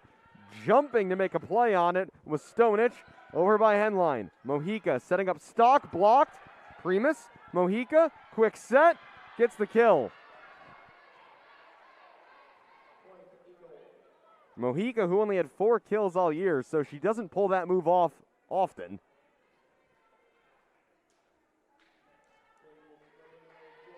Alyssa Henline leads all players with 6 kills. 4 are tied at 5, 2 from each team.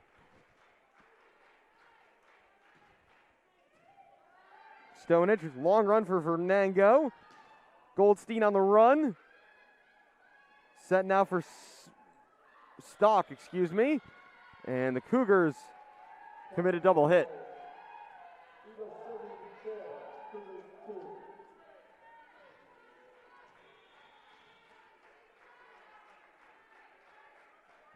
Janzak, Beers.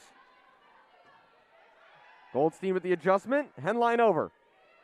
Janzak for Stock. That's blocked away by the Cougars. Benedictine recover. O'Connor. Whistle. Point CUC.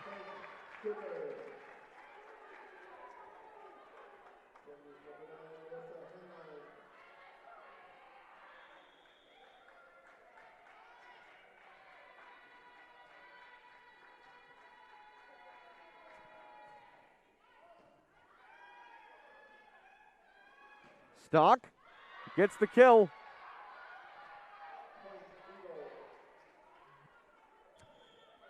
And Benedictine playing better than their record shows. They're 3-8 this season, 1-5 in conference.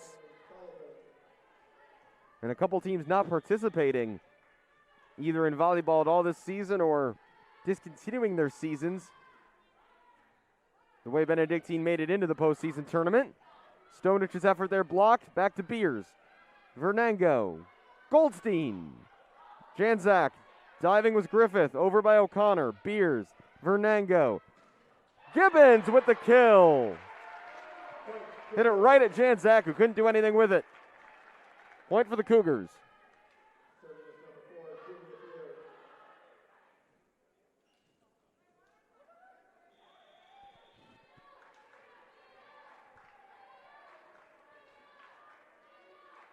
Beers to serve.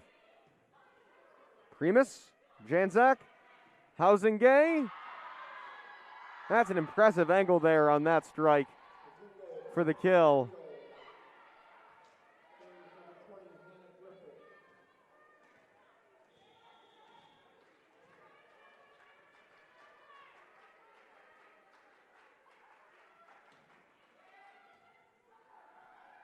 Vernango.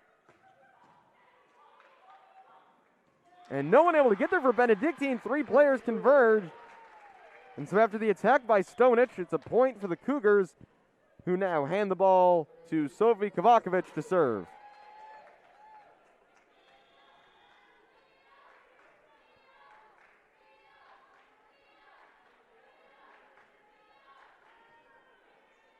Primus, Janzak, O'Connor, right to Kovakovic. And that's rejected. Stonich, diving effort by Beers. Janzak, Jean-Philippe, Beers again. Housingay, Henline, Vernango, Stonich, rejected, Beers. Vernango looking for the back corner. Griffith read it well. Janzak quickly over, sent back by Steele. Janzak, Jean-Philippe, and it took a deflection. It's a point for Benedictine. A couple phenomenal efforts on that point by Julia Beers, the libero. But it's a 2-point lead here in the third for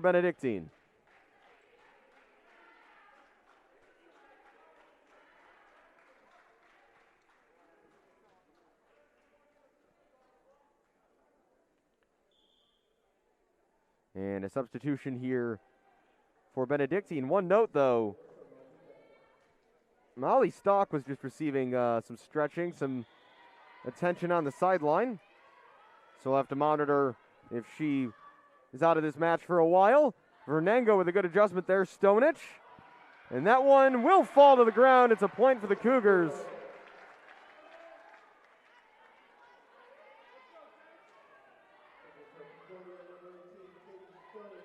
Stonich will serve.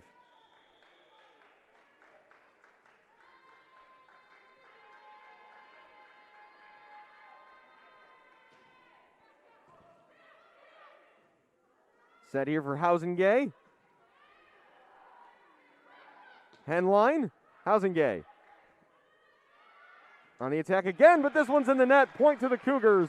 We're tied back at 7.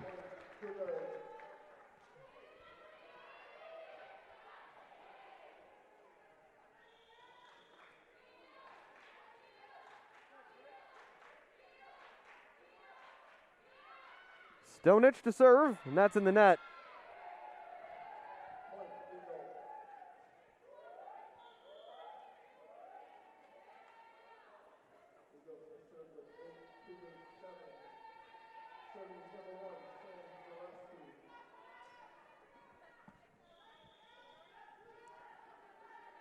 Sam Zarowski. Vernango. Steele. Griffith. Stock. That's blocked. Jean-Philippe. Estepare. Cougars adjust, and Beers with an unorthodox effort there, but it works. Griffith. Estepare way long. Point Cougars.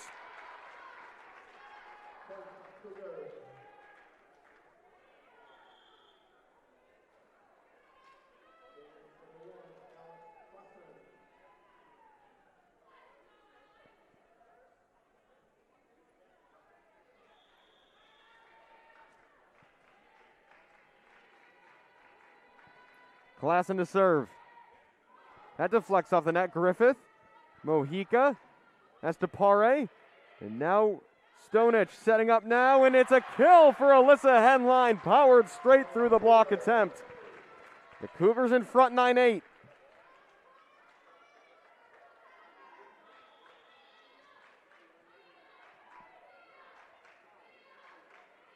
Klassen to serve.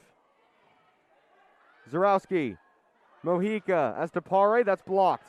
Stonich, Vernango. Over by Gibbons. Jean-Philippe, Gibbons was ready. And that's going to be a fourth hit. It is, it's a point for the Cougars. I think Concordia is starting to get a little bit more familiar with Ingrid Jean-Philippe's habits on the attack. She's been really effective in the first 2 sets. But it seems like maybe CUC's made an adjustment when the ball goes to her. Vernango, quick set, it's a kill. Isabel Vernango, who did that more often this season than most setters, 12 kills on the year in 11 matches. So a little more often than once per match, that move works. Klassen to serve, it's a 3-point lead for the Cougars. Stott. And it just dribbles over the net.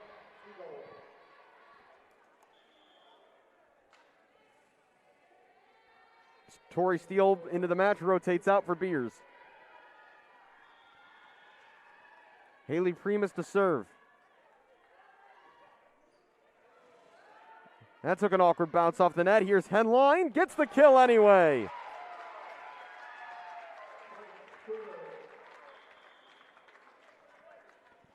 Point for the Cougars, back up by 3.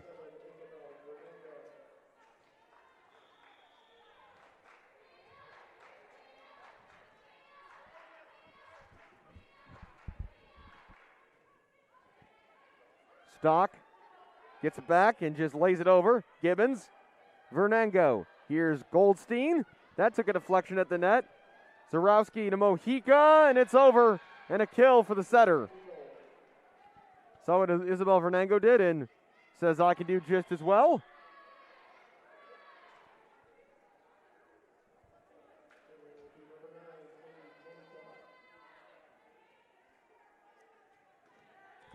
Cougars' hitting percentage, though, has improved in this set. They're now up to 22.2% as a team as that serve from Estepare, from Janzak is in the net.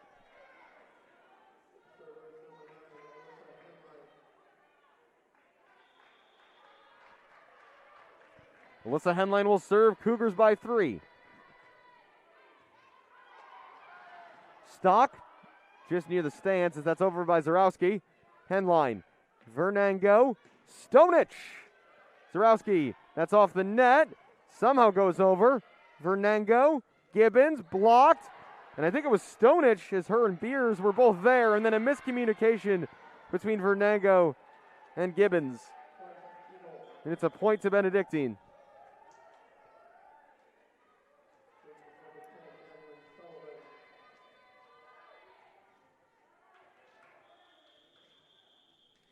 We got lots of whistles, and it's going to be a timeout by CUC.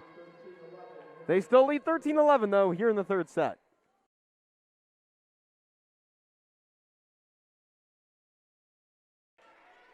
(13-11) Cougars. Third set. Tied at 1, best of 5 here in the semifinals of the NAC South region.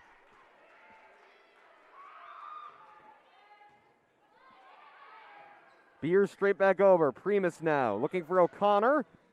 Henline close to the net. Vernango. That got over. Wait a minute. It's a point for Benedictine.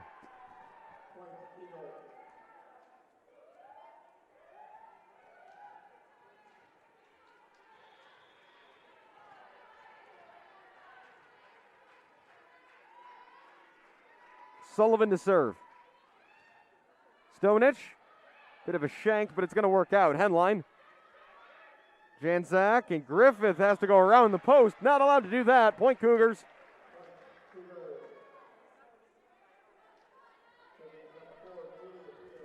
(14-12). Julia Beers now to serve.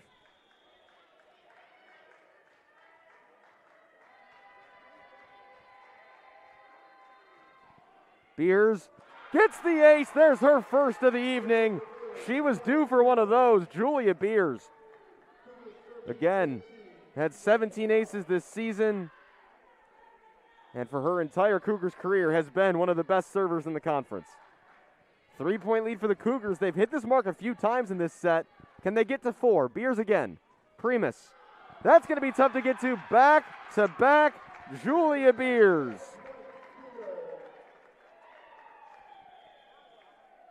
And that's going to force a timeout by Benedictine. The Cougars equal their largest lead at any point of the night. They're up by 4 here in the third.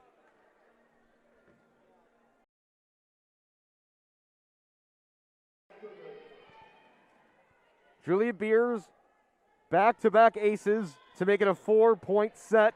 16-12 Cougars.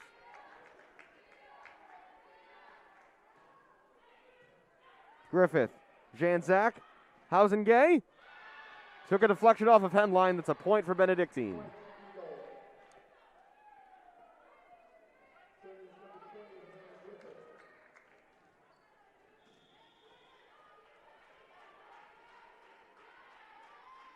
Griffith to serve. Henline, Vernango. And that was rejected. Jean-Philippe O'Connor was there too.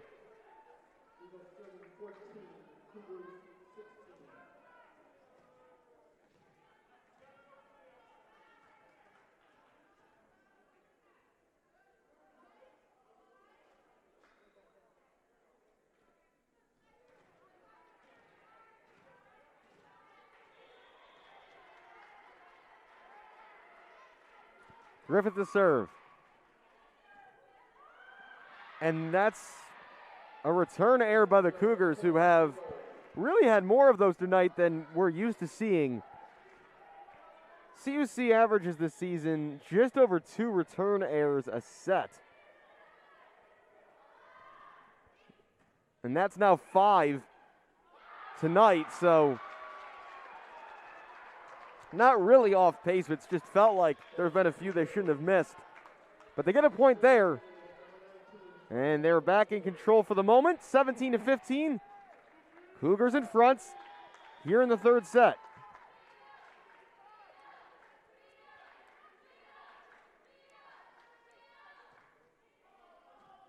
Primus. O'Connor on the attack. Vernango. Stonich. It's blocked. Stonich again. Jean-Philippe. Point for Benedictine.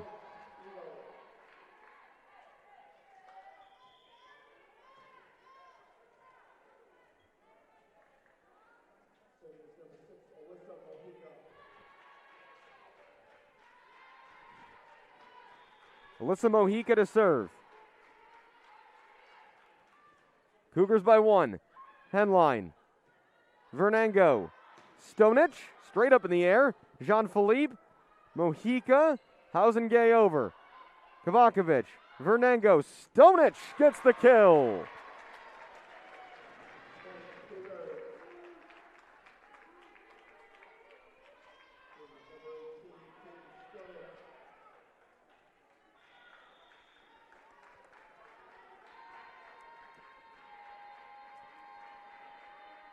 Stonich to serve. Cougars by 2.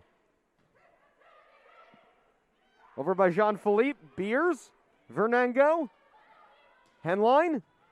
Primus digs it out. Hausengay. Vernango. Henline right up the middle gets the kill.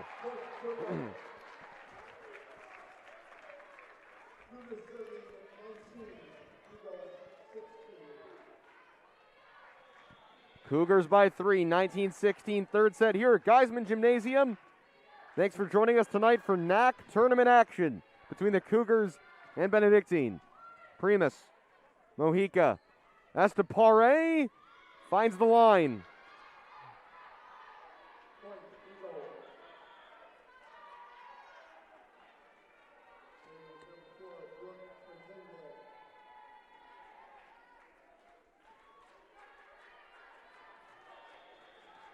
Brookhausen-Gay.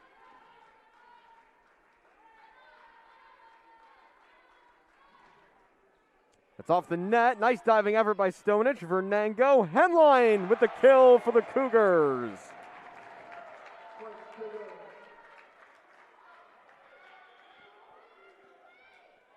(20-17). Cougars lead. Alex Klassen to serve.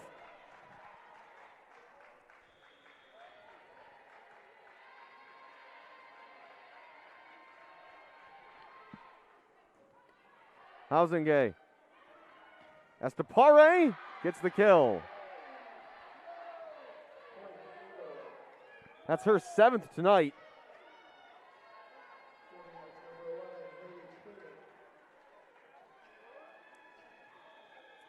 Haley Primus to serve, senior from Moosburg, Wisconsin. And that's in the net. Point to the Cougars. 4 away here in the third. Isabel Vernango will serve.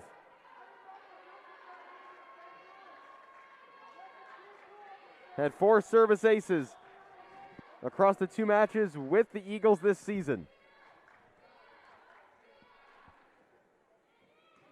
Hausengay, Mojica, Stock gets the kill.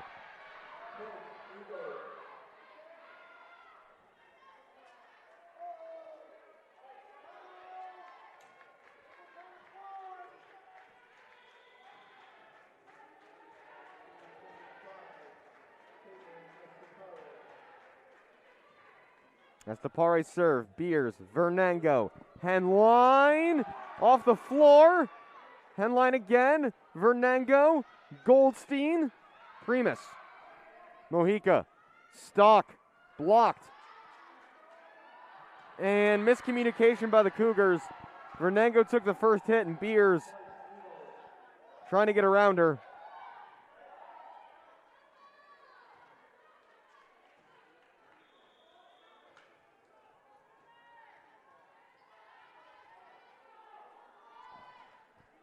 Beers.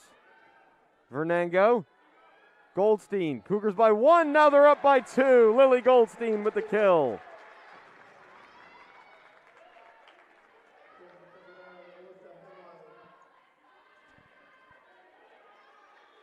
Alyssa Henline to serve. 22-20.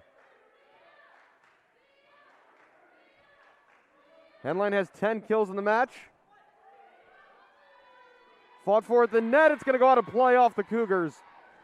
Back to a 1-point set.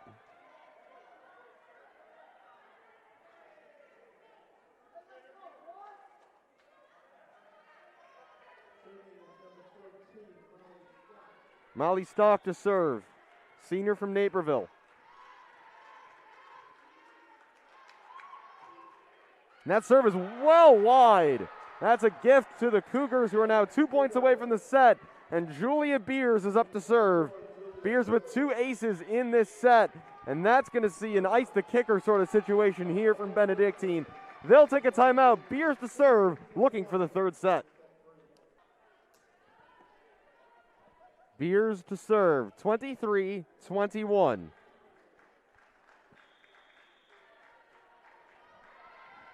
Beers 2 aces, as I mentioned, along with 15 digs. It's another good serve. Over by Hausengay. Vernango. Stonich. That's to Pare adjusting. Over by Stock. Steele. Vernango. Stonich. Kill.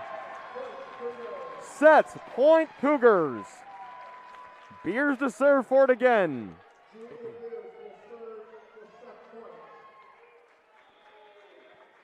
And if Beers were to get an ace here, that would be the loudest roar we've heard in this gym in a very long time.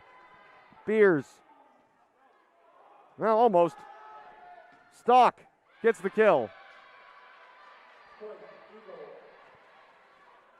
Cougars just need a side out for the set.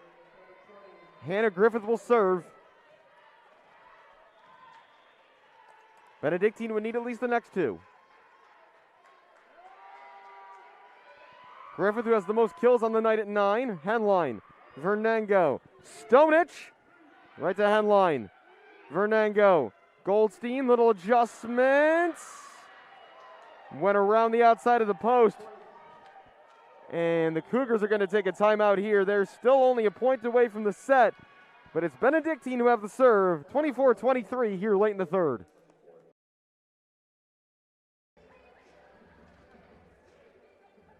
Biggest moments of the match so far here. Cougars lead 24-23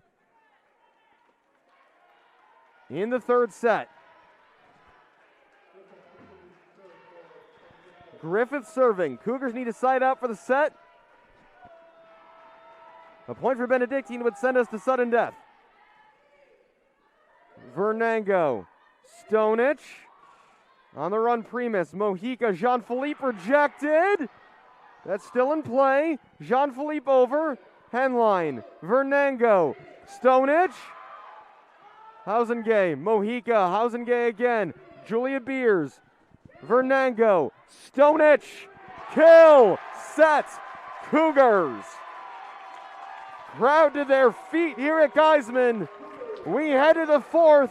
Cougars a set away from advancing to the NAC South Final.